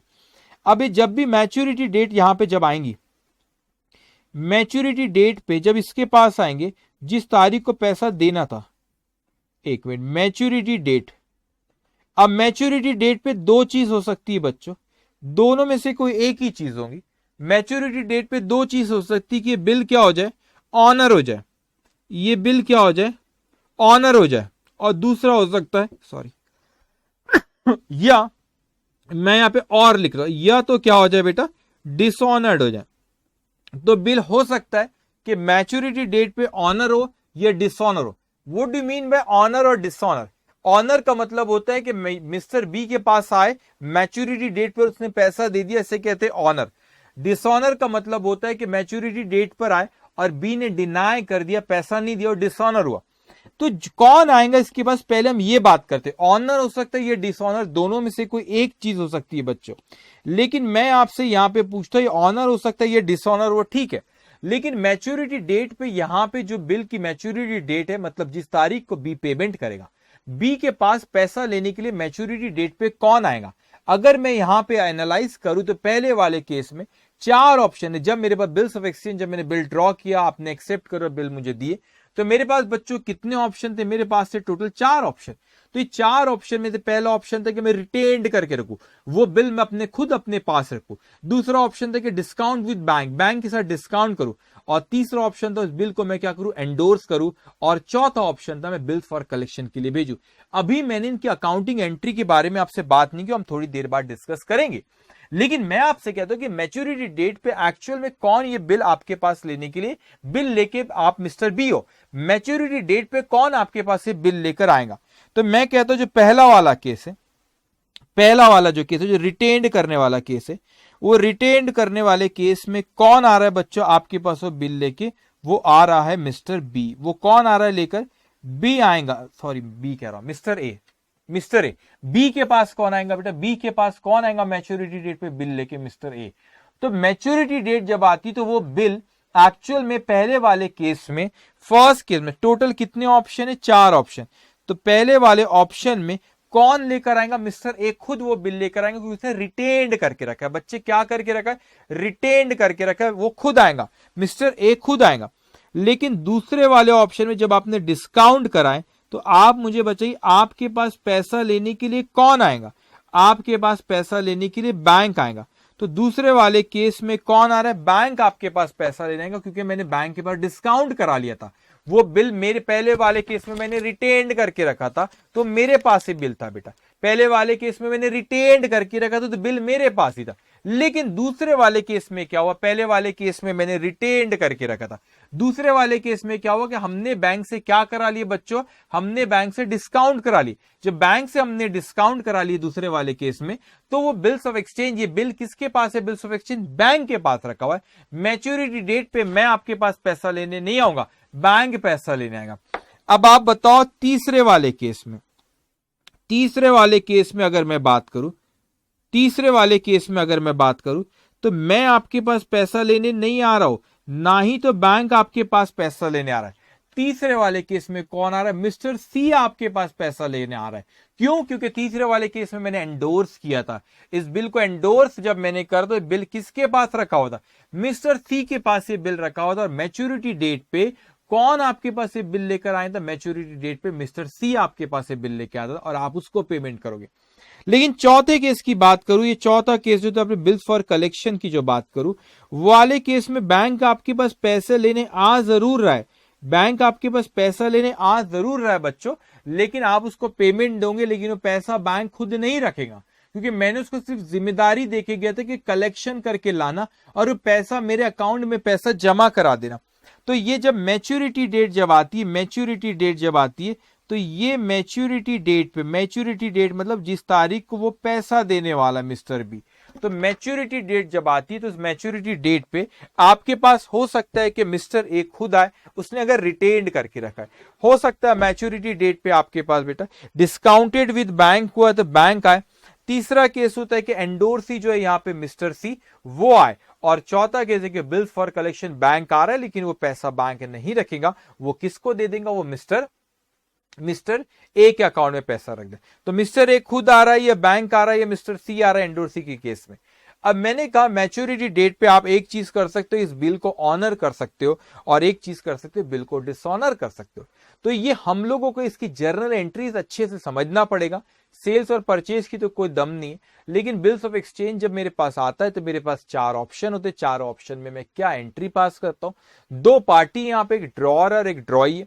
तो ड्रॉअर क्या एंट्री पास करता है, ड्रॉई क्या एंट्री पास करता है मैच्योरिटी डेट पे। जब वो बिल आपके पास लेके आया जाता है तो वो ऑनर होता है या डिसऑनर होता है, तो ऑनर की डिसऑनर की ड्रॉअर क्या अपनी बुक्स में एंट्री पास करता है, ड्रॉई अपनी बुक्स में क्या एंट्री पास करता है, उसके बारे में हम लोग अकाउंटिंग एंट्री थोड़ी देर बाद बात करेंगे। ये हो सकता है शायद आज वो डिस्कशन ना आए और नेक्स्ट सेशन में वो डिस्कशन आए, लेकिन उसके पहले उस डिस्कशन में हम लोग जाए, उस अकाउंटिंग वाले पार्ट में जाए, उससे पहले हमको समझने की बहुत जरूरी है कि कौन कौन से टाइप के बिल होते हैं और उसमें किस तरीके से इन पीरियड को अपन कैलकुलेट करते।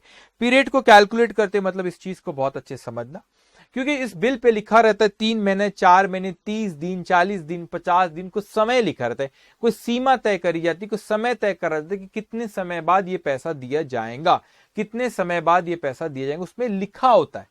तो बच्चे मैं कैसे समझूंगा, उसको कैसे कैलकुलेट करूंगा, उसके बारे में अपन डिस्कशन करेंगे, क्योंकि हर क्वेश्चन में मैच्योरिटी डेट जो थी वो हमको कैलकुलेट करना होता है। तो मैच्योरिटी डेट एकदम सही सही हमको कैलकुलेट करना आना चाहिए। तो उसके बारे में हम लोग डिस्कस करते हैं किस किस तरह के बिल होते और कैसे मैच्योरिटी डेट कैलकुलेट करी जाती है, उसके कुछ रूल्स है, उन रूल्स के बारे में मैं बात करूंगा, वो हम डिस्कस करेंगे।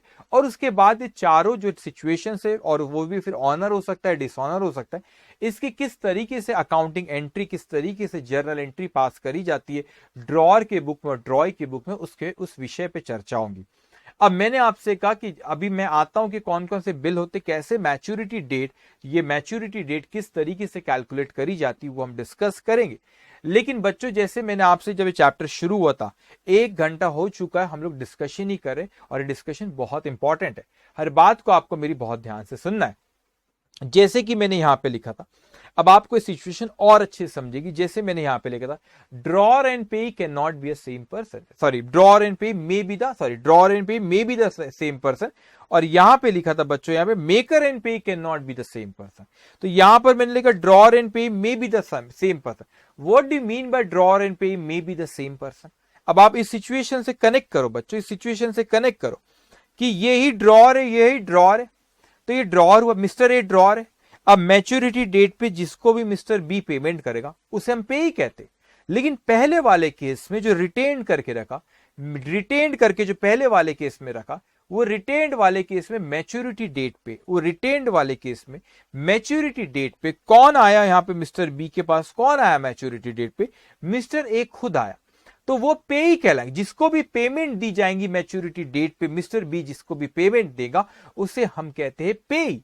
तो मैच्योरिटी डेट पे पहले वाला केस जो रिटेन्ड वाला केस था, मिस्टर ए खुद आ रहा है, तो मिस्टर ए ड्रॉअर भी है और मिस्टर ए को पेमेंट भी करी जा रही मैच्योरिटी डेट पे, तो वो पे ही भी कहलाएगा। तो drawer and payee may be the same person, may be, क्योंकि पे बैंक भी हो सकता है, बैंक भी हो सकता है, एंडोर्सी भी हो सकता है। तो यहां पे drawer and payee may be the same person, but maker and payee can not be the same person. वो एक नहीं हो सकते, क्योंकि ये मेकर है, ये अपने आप को पेमेंट देगा कि नहीं, तो मेकर एंड पे सेम इंसान नहीं हो सकते, लेकिन ड्रॉअर और पे सेम इंसान हो सकते हैं। अब जल्दी से बच्चों आप मेरे को यहाँ पे चैट बॉक्स में जो आपको ऑप्शन दिए गए, जल्दी से आप मुझे बताओ कि आपको सारी चीजें समझ में आई जो मैंने अभी तक के कहा। अगर कोई डाउट होगा तो आप वहां पे डाउट लिखो, मैं उसका जवाब देता हूं, और अगर डाउट नहीं है तो फिर हम आगे पढ़ेंगे। जल्दी से जवाब देंगे बच्चों,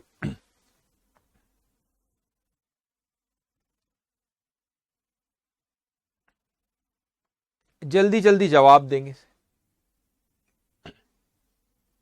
यस सर,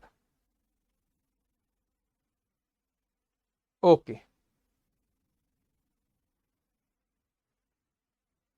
ठीक है, चलो समझ में आए, ओके।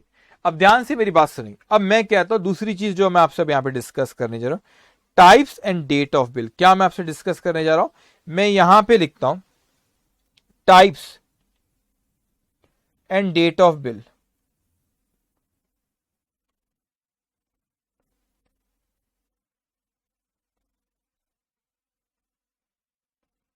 ओके, ध्यान से आप मेरी बात को सुनेंगे, types and date of bill.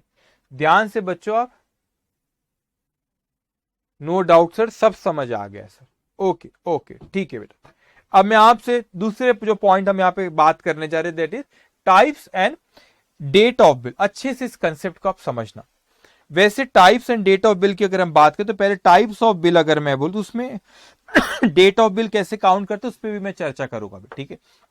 मैंने कहा जो टाइप्स ऑफ बिल होते हैं ना, टाइप्स ऑफ बिल जो होते वो दो तरह के बिल हो रहे हैं आपके। कौन से बिल होते?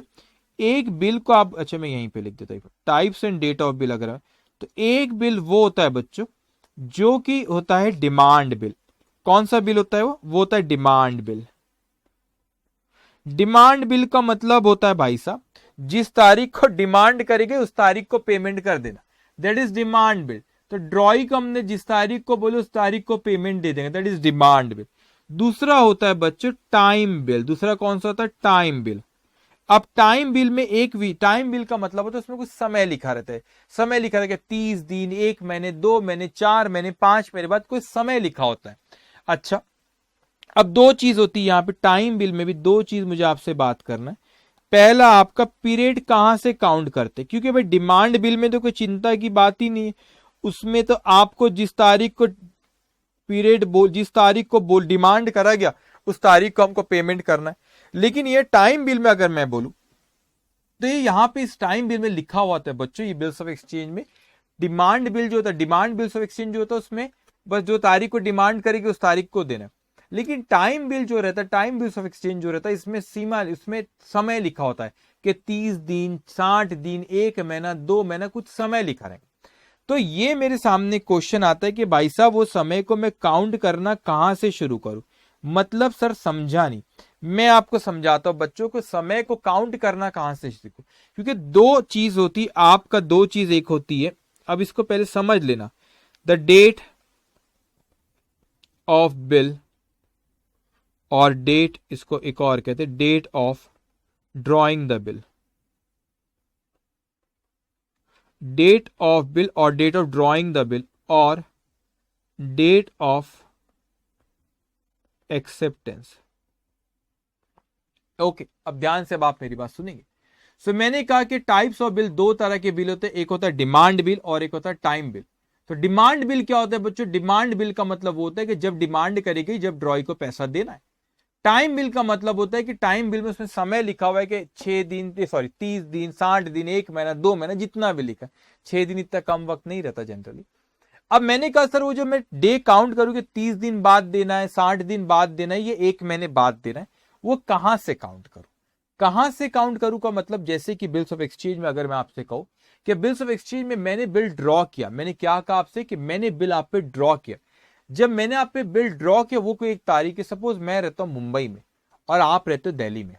तो मुंबई में सपोज आज की तारीख मैंने कहा एग्जाम्पल के तौर पे, सपोज आज मैंने कहा कि 8 नवंबर 2022 है एग्जाम्पल।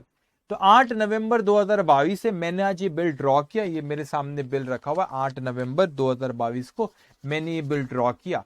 इस बिल को लिया और इस बिल को क्या करा, आपको मैंने भेजा। मैं तो मुंबई में रहता हूं ना, आप कहां रहते हो? आप रहते हो दिल्ली में। तो दिल्ली में, मैं आज मुंबई में रहता हूं, मैंने 8 नवंबर एग्जाम्पल 2022 डेट को मैंने आज ये लिखा और क्या करा, ये बिल मैंने आपको भेजा और आप रहते हो दिल्ली में। आपने दिल्ली में, आपके पास पहुंचा, आपने देखे, आपने एक्सेप्ट लिखे और एक्सेप्ट करके मेरे पास भेजे साइन करके। तो ये प्रोसेस में सपोज 4 दिन लग गया और 12 नवंबर को आप मेरे को भेजते हो। तो भाई साहब मैं ये कहां से काउंट करूं? उस बिल में लिखा हुआ है 60 दिन, लिखा हुआ है कि 60 दिन बाद आप पैसे दोगे, या उस बिल में लिखा हुआ है कि 1 महीने 2 महीने बाद पैसे दिया जाएगा। तो वो 1 महीने 2 महीने बाद, ये 60 दिन 60 डेज जो लिखा, कहां से काउंट करूं? मतलब डेट ऑफ बिल, जिस तारीख को बिल ड्रॉ करा गया, बिल मैंने ड्रॉ किया, तो डेट ऑफ बिल जो है, डेट ऑफ बिल से मैं काउंट करना शुरू करूं कि डेट ऑफ एक्सेप्टेंस से काउंट करूं, जिस तारीख को आपने एक्सेप्ट करे। सपोज मैं कहता हूं कि मैंने बिल ड्रॉ करा 8 नवंबर को, लेकिन उस बिल को एक्सेप्ट करा के 12 नवंबर को, तो मैं कहां से काउंट करने बच्चे वो शुरू करूं? 8 नवंबर से शुरू करूं काउंट करना कि 12 नवंबर से काउंट करना शुरू करूं? क्योंकि एक्सेप्ट 12 नवंबर को करा गया। मैं कहता हूं मैंने मुंबई में रहता हूं, आप रहते हो दिल्ली में, मैंने भेजा, आपके पास पहुंचा 12 नवंबर को सपोज, तो आज मैंने भेजा 8 को, आपको मिला वो 12 को। मैंने 8 को ड्रॉ किया था और 12 को उसको एक्सेप्ट करा। तो ये 60 दिन, 1 महीना, 2 महीने, 4 महीने, जितना भी बिल में समय लिखा है, उस समय के बाद जो पेमेंट करे जाएंगी, वो समय की गिनती मैं कहां से शुरू करूं? वो गिनती को मैं कहां से शुरू, क्या वो गिनती को मैं शुरू करूं 8 नवंबर से, जिस तारीख को बिल लिखा गया, या वो गिनती को काउंट करना मैं शुरू करूं 12 नवंबर से, जिस तारीख को बिल को क्या करा गया बच्चों? एक्सेप्ट करा गया। अब मैंने यहां पे देखा कि एक आपका है, यहां पे एक आपका है कि the date of bill. Date of bill, तब एक था बच्चों आपका कि डेट ऑफ बिल, जिस तारीख को वो बिल लिखा गया, that is the date of bill. और the date of drawing the bill, तो date of drawing the bill का मतलब एक होता है आपका बच्चों डेट ऑफ बिल कि किस तारीख को बिल ड्रॉ करा गया, और date of drawing the bill meaning same है। तो डेट ऑफ बिल, जिस तारीख का बिल है और जिस तारीख को बिल लिखा गया वो सेम चीज होती है, that is the date of bill बोले, ये date of drawing the bill बोले। मगर ये एक होता है date of acceptance, date of acceptance किस तारीख को उस बिल को एक्सेप्ट करा है, ड्रॉइंग डे। तो आपको क्वेश्चन में स्पेसिफाई करेगा कि डेट ऑफ बिल से काउंट करो या डेट ऑफ एक्सेप्टेंस से काउंट करो, तो वो क्वेश्चन में स्पेसिफाई करेगा। If nothing is mention we will count from date of bill. अब मैं आपसे कहता हूं, if nothing is mentioned,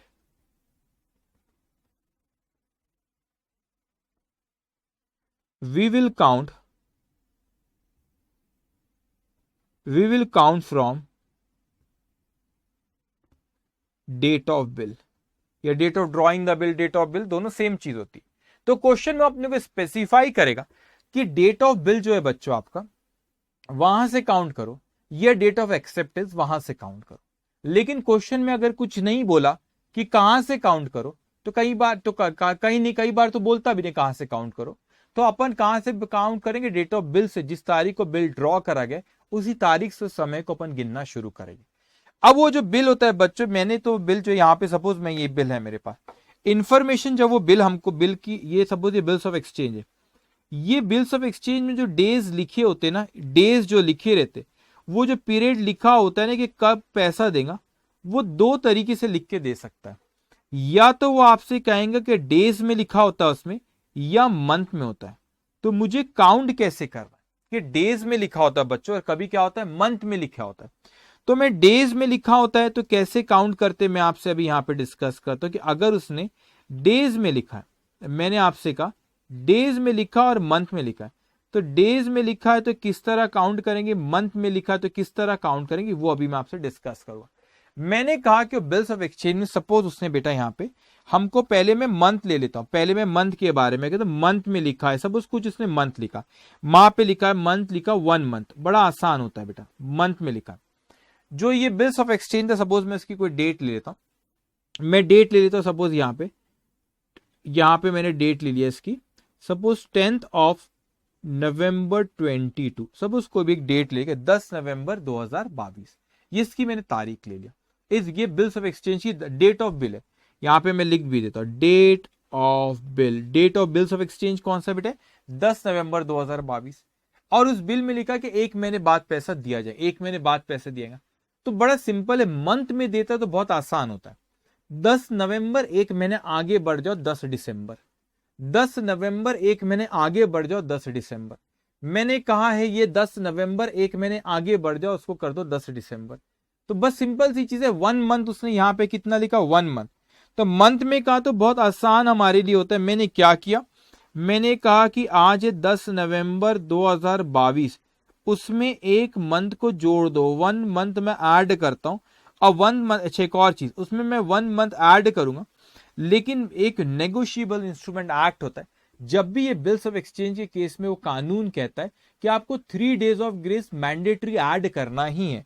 तो मैंने 1 मंथ तो इसमें ऐड करूंगा, साथ में 3 डेज।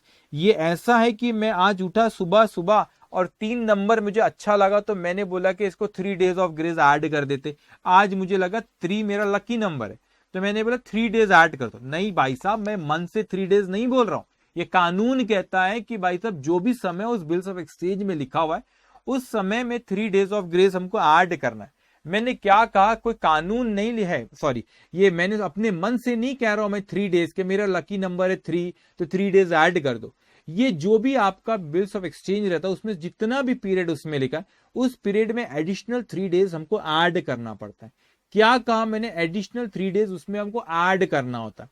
तो ये 3 डेज जो एडिशनल उसमें आप ऐड करते हो बच्चों, तो 3 डेज जो एडिशनल आप ऐड करते हो, ये कानून कहता है कि 3 डेज मैंडेटरी आपको बिल्स ऑफ एक्सचेंज का जो भी समय दिया उस समय को ऐड करे बाद आपको 3 दिन और एडिशनल ऐड करना है। अब आप मेरे को बताओ 10 नवंबर 2022 का डेट ऑफ बिल है, इसमें 1 महीने का बिल है, तो मैंने 1 मंथ ऐड करा 10 नवंबर, सीधा अगले महीने चले जाओ 10 दिसंबर, और 3 डेज उसमें और ऐड कर दो, तो ये कितना आ जाएगा, ये आ जाएगा बच्चों आपका 13th ऑफ दिसंबर। ये कितना आ जाएगा, ये आ जाएगा आपका 13th ऑफ, कितना आ जाएगा बच्चों, 13th ऑफ दिसंबर 22। कैसे, 10 नवंबर, एक महीना, सीधा आगे चले जाओ, 1 मंथ बोला, अच्छा 2 महीना रहता तो 10 दिसंबर, 10 जनवरी, 3 दिन 13 जनवरी, ऐसा होता। अच्छा 3 महीना रहता तो 10 दिसंबर, 10 जनवरी, 10 फरवरी, 3 दिन और 13 फरवरी, ऐसा काउंट होता अगर मंथ में बोला।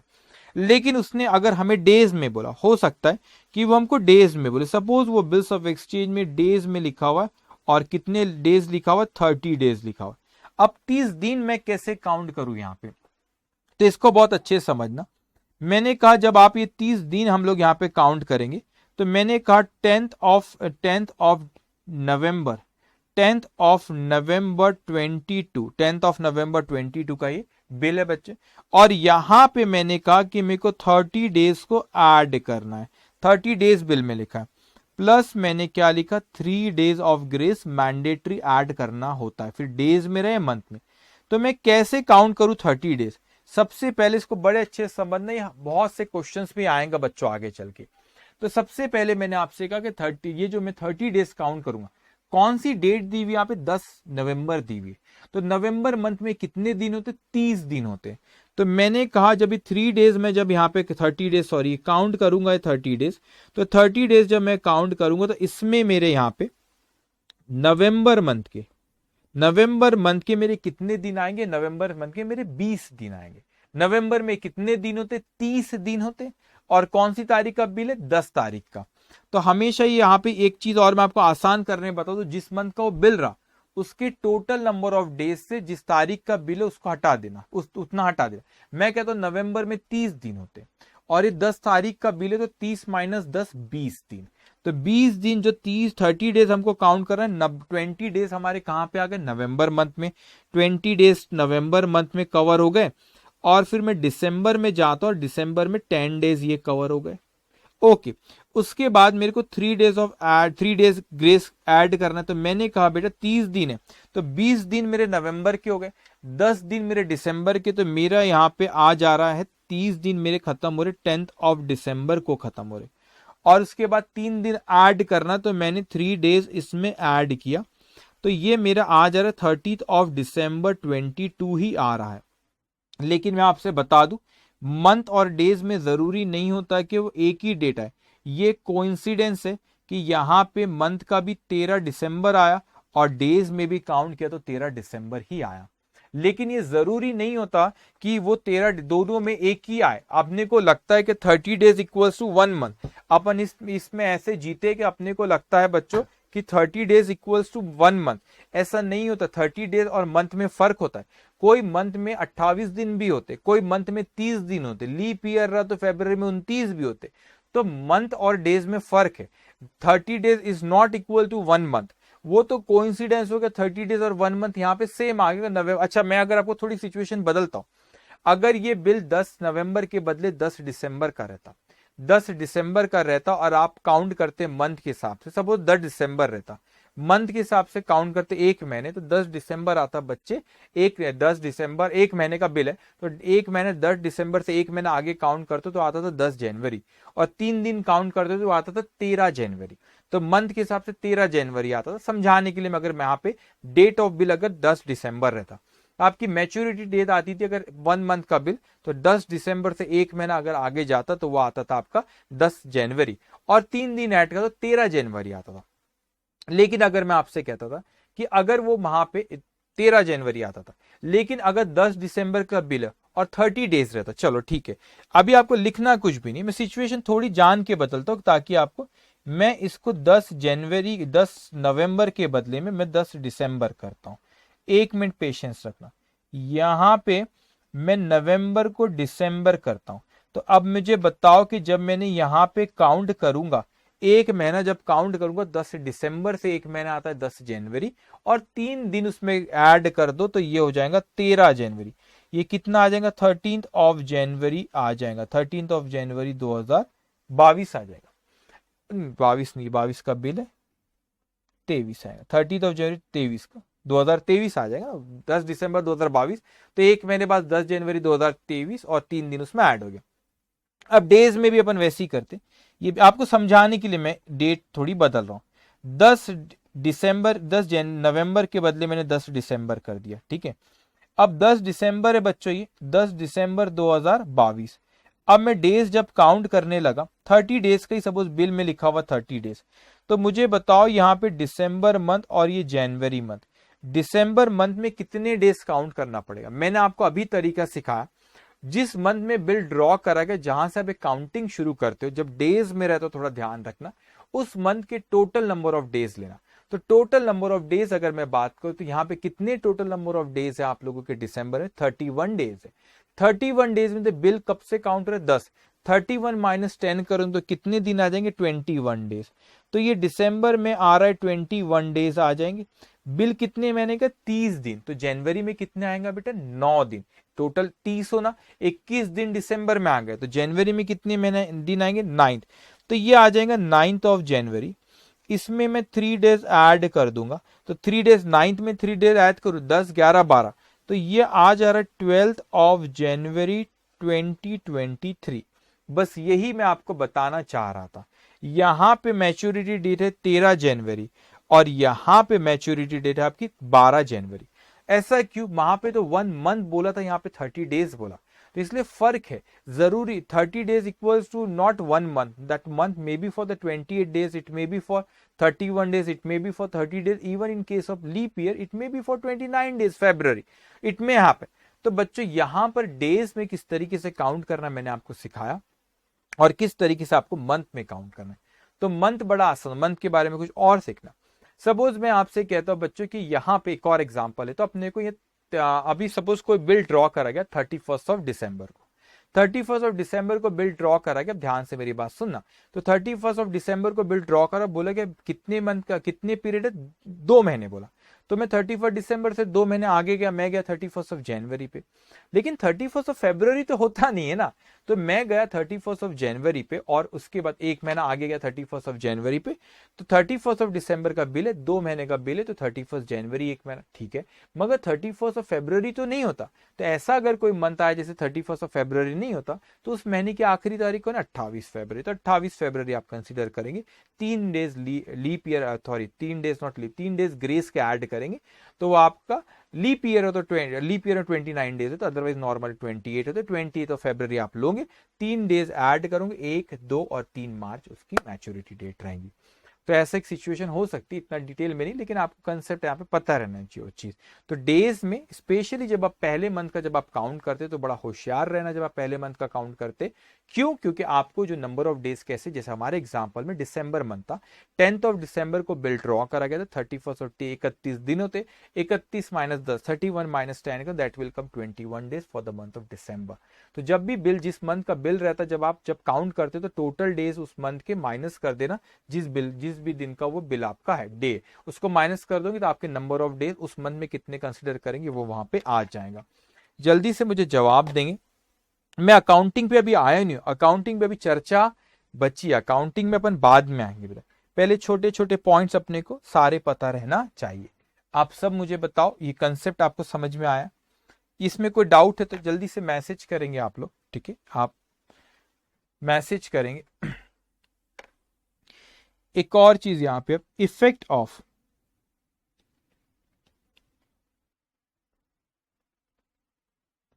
Effects of holidays.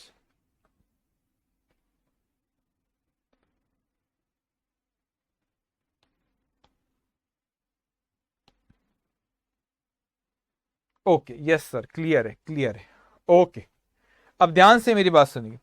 तो आपको लिखना कुछ भी नहीं, सिर्फ आपको मेरी बातों को सुनना है। ये भी आपसे ये पीडीएफ शेयर हो जाती है, आपको पता है, लिखना कुछ, सिर्फ जब क्वेश्चंस क्लास के रहेंगे, जब वो सॉल्व करेंगे वही लिखना रहेगा, ये आपको कुछ भी नहीं लिखना, सिर्फ आपको मेरी बात ध्यान से सुनना रहेगा। ओके, अब देखेंगे यहाँ पे बच्चों, मैंने कहा कि सर ऐसा भी तो हो सकता है, वो जो मैच्योरिटी डेट जब आई, 3 डेज ऑफ ग्रेस आपने सारे ऐड करे, वो मैच्योरिटी डेट जब आई वो दिन कोई छुट्टी है। अब छुट्टी 2 तरह की होती है, एक होती पब्लिक हॉलीडे और एक होती इमरजेंसी हॉलीडे। तो दोनों को समझते हैं कि पब्लिक हॉलीडे और इमरजेंसी हॉलीडे अगर आ गई, जिस दिन मैच्योरिटी डेट आई और वो मैच्योरिटी डेट पे या कोई पब्लिक हॉलीडे आ जाता है या उस पे इमरजेंसी हॉलीडे आता है, तो फिर क्या ट्रीटमेंट हो, क्या उसी तारीख को बिल ऑनर करा जाएगा? नहीं, उसमें कुछ डेट्स में फर्क आता है, वो कैसे काउंट करेंगे मैं आपको भी सिखाऊंगा। सो आपको अभी लिखना कुछ भी नहीं, सिर्फ आपको मेरी बातों को सुनना है, लिखना अभी कुछ भी नहीं, बस खामोश सुनते रहो।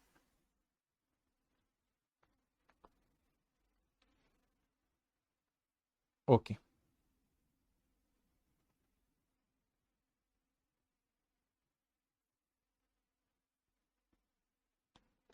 Holiday, due date, example. Okay, ध्यान से बच्चों, पहला हो सकता है कि in case of bills of exchange, या तो in case of bills of exchange और या promissory note,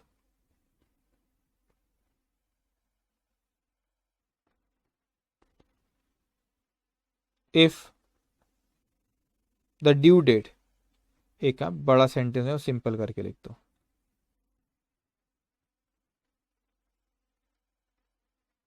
एक मिनट में, आपको लिखना कुछ नहीं। If the maturity date falls on a public holiday,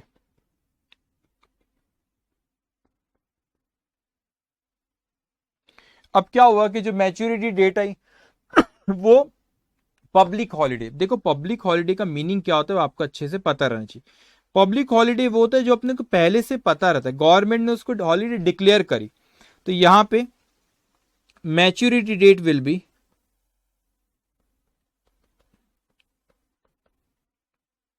will be preceding working day,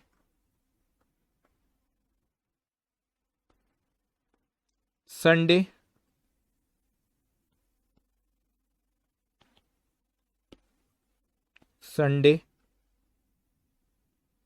is a public holiday।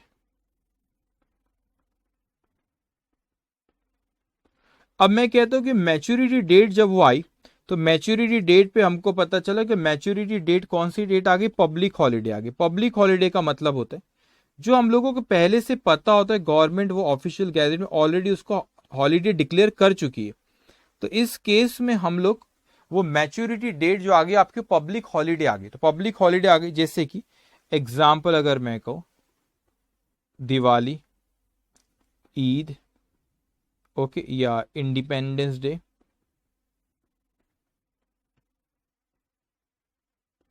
Republic day, okay. तो ऐसी कोई चीज आती है कि इंडिपेंडेंस हुए, रिपब्लिक डे, क्रिसमस आ गया, ईद आ गई, ये दिवाली आ गई बेटा, it's a public holiday, Sunday is also public holiday. तो इस केस में क्या करेगा, अगर पब्लिक हॉलीडे आ जाता है तो पब्लिक हॉलीडे हमको पहले से पता हो, जैसे 15 अगस्त आ गया पब्लिक हॉलीडे, तो पब्लिक हॉलीडे तो बेटा इस केस में एक दिन पहले चले जाना, पब्लिक हॉलीडे के केस में एक दिन पहले।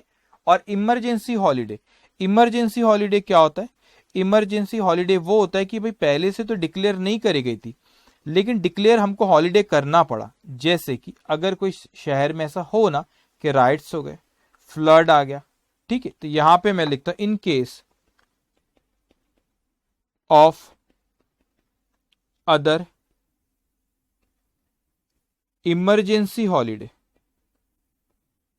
अगर कोई इमरजेंसी हॉलीडे आ जाता है, जैसे कि मैंने कहा कि शहर में दंगे हो गए, हो ना, राइट्स हो गया, फ्लड आ गया, कोरोना वैक, हाँ, गांधी जयंती, यस, 2 अक्टूबर, यस, सही है बेटा, सही जवाब। तो ऐसी कोई चीज आ जाए तो पब्लिक हॉलीडे, तो उसमें आपको एक दिन पहले की डेट ले लो, मैच्योरिटी डेट आपकी पब्लिक हॉलीडे पे आता है तो एक दिन पहले आ जाना। अगर आपको वो डेट, अगर वो इमरजेंसी हॉलीडे, तो वो तो पहले से पता नहीं था, तो जो भी नेक्स्ट वर्किंग डे रहता उस पे आ जाएंगे। तो यहां पे मैं लिखूंगा subsequent working day will be taken, subsequent working day, okay.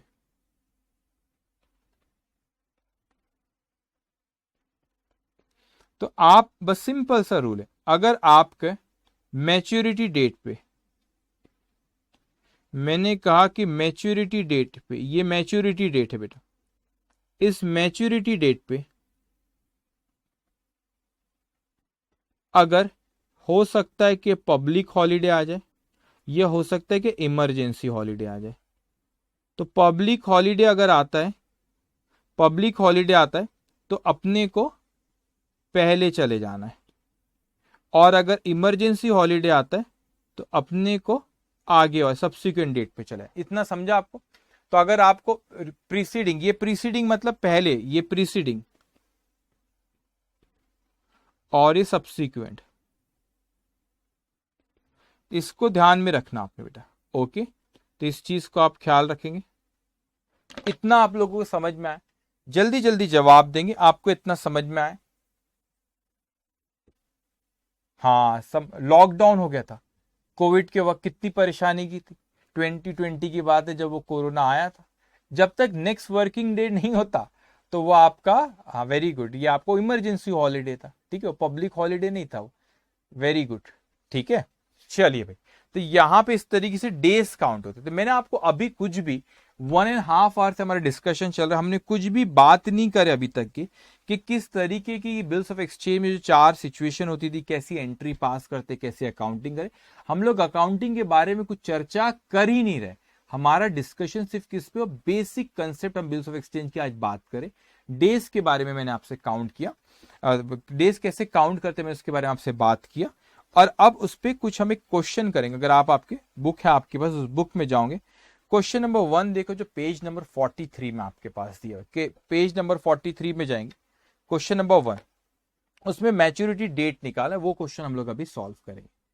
तो यहां पे आपसे कहते हैं term of the bill is 3 month. यहां पे देखो, पहले question number 1 page number 43। Okay, calculation of maturity date, calculation of maturity date, पहला term of the bill is 3 months from the date of bill. Bill is drawn on 10th of March 2020 and accepted on 14th of March 2020. Calculate maturity date. अब देखो यहां पे कितने bill का है बेटा, आपका डेट ऑफ बिल कितना दिया आपको, आपका the term of the bill is 3 month from the date of bill. तो इसने स्पेसिफाई करा कि ये 3 महीने जो आपको काउंट करना है, कहां से काउंट करना है, डेट ऑफ बिल से। डेट ऑफ बिल है 10 March, of accept, date of acceptance 14 March. अब मैं आपसे पूछता हूं, एक बच्चे ने जवाब भी दे दिया, अरे रुको अभी थोड़ा सा पेशेंस रखो, ठीक है। अब मैं आपसे पूछता हूं बेटा कि ये मैं कहां पे से काउंट करूं, ये 14th ऑफ मार्च से मैं काउंट करना शुरू करूं बच्चे, कि 14th ऑफ मार्च से काउंट करूं, यहाँ पे ए वाले केस में कि 10 मार्च से काउंट करूं, कहां से काउंट करूं। वो आपका 3 मंथ का बिल है, 3 मंथ, ठीक है, 3 मंथ्स में काउंट करता हूं, लेकिन कहां से, क्वेश्चन में स्पेसिफाई करा डेट ऑफ बिल। तो डेट ऑफ बिल आपकी कौन सी, 10 मार्च आपकी डेट ऑफ बिल है, तो 10 मार्च से काउंट करेंगे, जल्दबाजी नहीं करेंगे बेटा, 10 मार्च से अपन काउंट करेंगे, 14th ऑफ मार्च से नहीं। क्यों? क्योंकि डेट ऑफ बिल से उसने 3 महीने बोला। तो आप लिखेंगे यहां पे क्वेश्चन नंबर 1, क्वेश्चन नंबर 1, और पेज नंबर है 43, पेज नंबर है 43, क्वेश्चन नंबर 1 और पेज नंबर है 43, उसका ये ए पॉइंट। तो कहां से काउंट होगा बच्चों, वो काउंट होगा आपका 10 मार्च से। तो आप यहां पे लिखेंगे मैच्योरिटी डेट इक्वल्स टू, पहले केस में 10th of March 2020 plus 3 months plus 3 days. तो 10 मार्च, 3 महीने काउंट करो, 10 मई, 10 जून, 10 मार्च सॉरी, 10 अप्रैल, 10 मई, 10 जून, 10 मार्च है 3 महीने, 10 अप्रैल, 10 मई, 10 जून, और 3 दिन उसमें ऐड कर दूंगा तो 13th of June, 13th of June 2020। मेरे को जवाब तो सब कुछ समझ में आया, कोई स्टूडेंट ने कोई और ही तारीख वहां लिख रखा है, 13 जून कैसे आया, मुझे जवाब दो। 13th ऑफ जून कैसे आया, 13th ऑफ जून आपका कैसे आया, मुझको जवाब दो।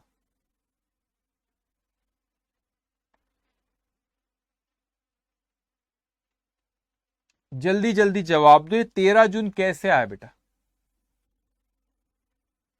सबको समझ में आया 13 जून कैसे काउंट करें। 10 मार्च था, वो डेट ऑफ बिल से काउंट करने बोला, तो 3 महीने कैसा हुआ, 10 मार्च, 10 अप्रैल, 10 मई, 10 जून, और 3 डेज बाय लॉ ऐड करना है तो 13 जून। ठीक है, अब सही सही सेकंड का जो कई बच्चों ने सही जवाब भी दी। सेकंड आपसे कहता है, second point, term of bill is 3 months from the date of acceptance. Date कहां से काउंट करने बोला उसने, डेट ऑफ बिल के date of acceptance, date of acceptance. तो डेट ऑफ बिल थी आपकी 10 मार्च, डेट ऑफ एक्सचेंज है आपके 14 मार्च। ठीक है, अब मैं आपसे पूछता हूं मैं कहां से काउंट करना शुरू करूं, बी वाले केस में मैं आपसे पूछता हूं बच्चे कहां से काउंट करना मैं शुरू करूं।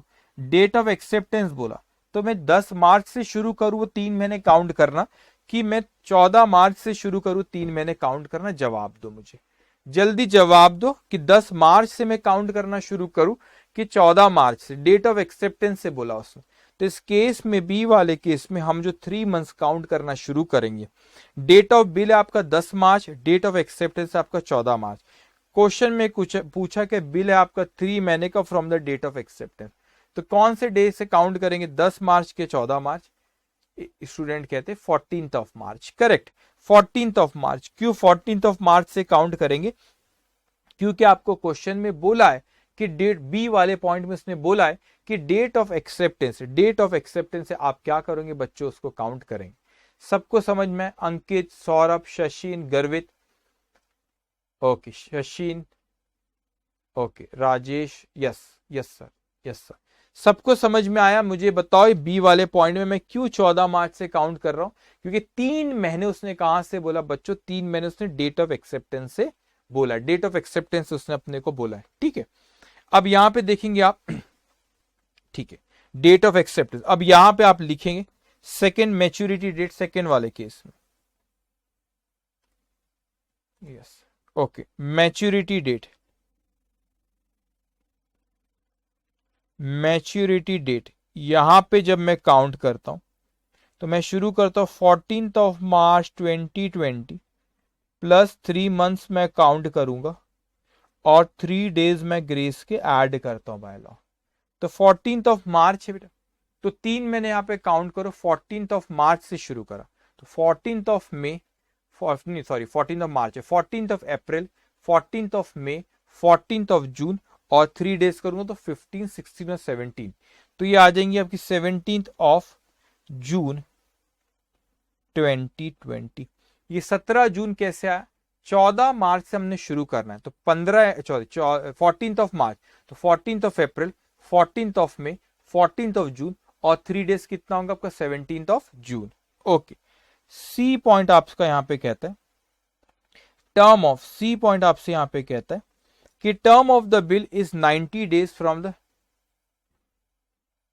Okay sir, given in question is date of acceptance 14th of March. हाँ बेटा, यहाँ पे क्वेश्चन में बोला कि डेट ऑफ एक्सेप्टेंस से काउंट करो, तो डेट ऑफ एक्सेप्टेंस से, हाँ, 17th ऑफ जून। करेक्ट जवाब, करेक्ट करेक्ट करेक्ट कर विद करेक्ट।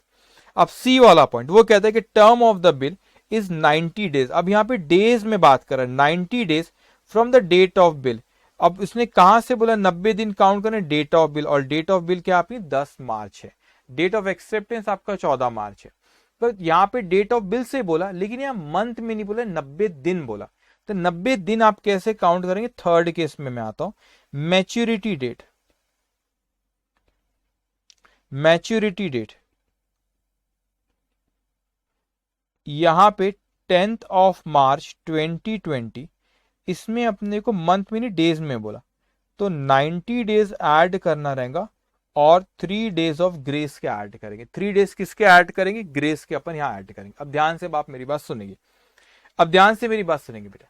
तो ये जो 90 डेज आप लोगों को काउंट करना है, 90 डेज में ध्यान रखना, मैंने आपको सिखाया, जो रेडिंग से लिखता है ना, एग्जामिनेशन में आपको नहीं लिखना होता है, वो मैं आपको समझाने के लिए रेडिंग का यूज करता हूं।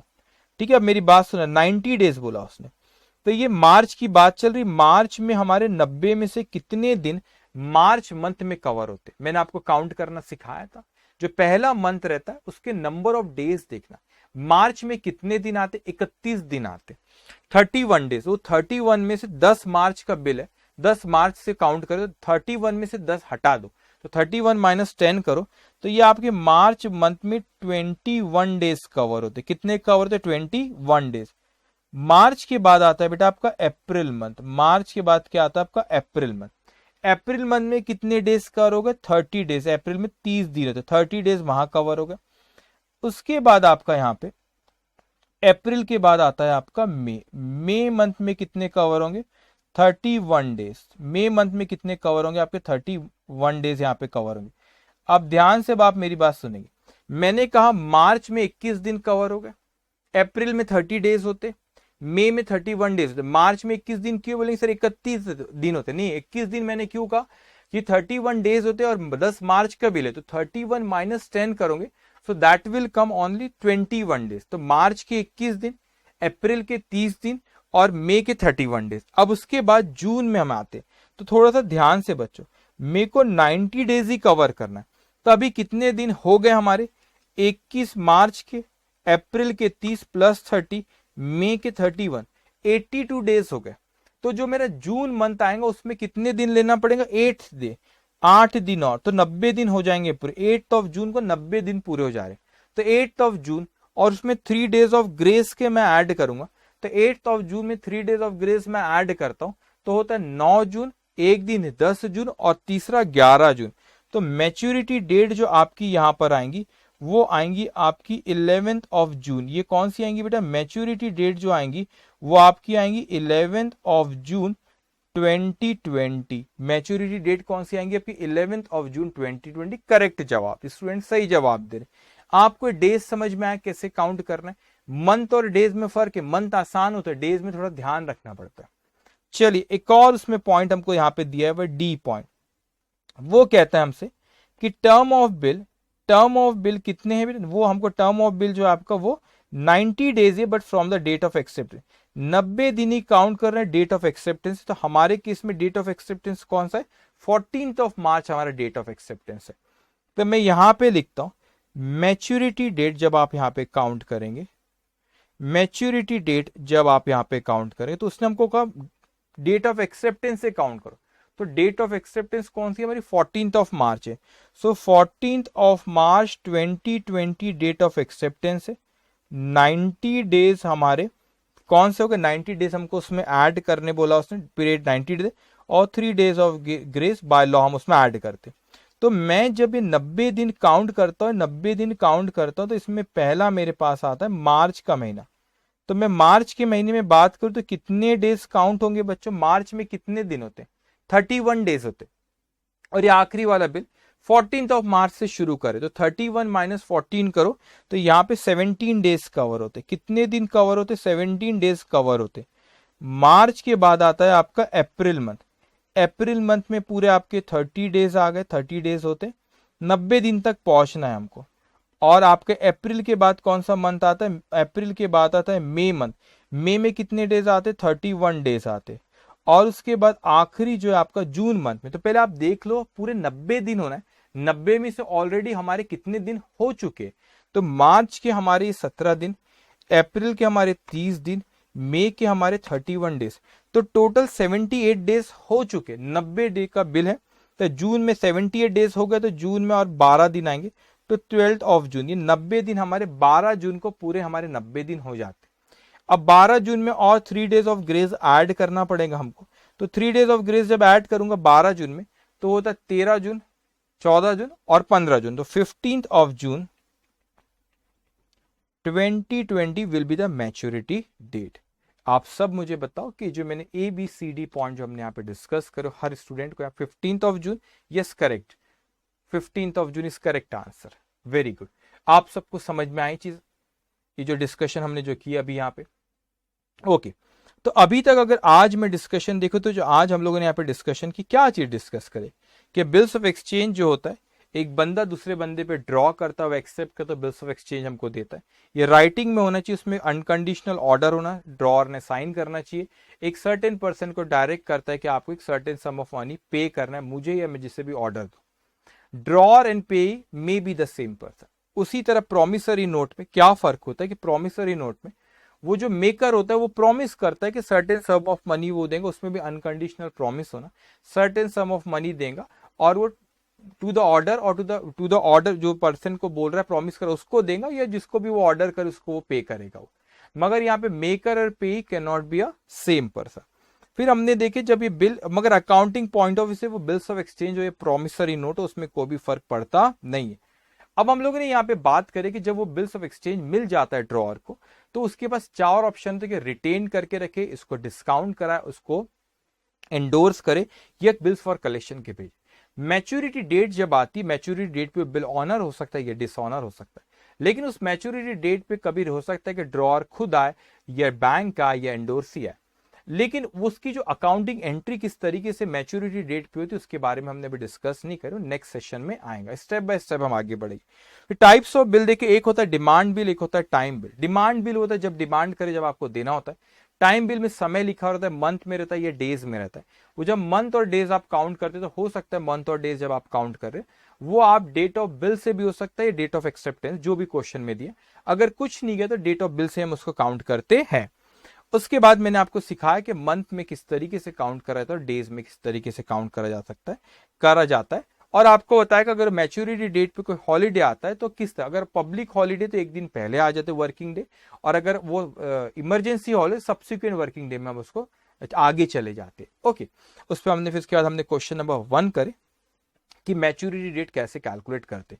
तो आज के सेशन के लिए सिर्फ इतना ही, और जब हमारा जो नेक्स्ट सेशन आएगा उस सेशन में हम लोग डिस्कस करेंगे अकाउंटिंग एंट्री किस तरीके से करना, स्टेप बाय स्टेप आगे बढ़ेंगे। नेक्स्ट सेशन में देखेंगे कि जो 4 सिचुएशन होती है उसमें किस तरीके से अकाउंटिंग करी जाती है, कि मैच्योरिटी डेट पे डिफरेंट ऑल्टरनेटिव्स भी देखेंगे कि मैच्योरिटी डेट पे अगर मैच्योर होता है या ऑनर होता है या डिसऑनर होता है, किस तरीके से उसकी अकाउंटिंग एंट्री करी जाती है।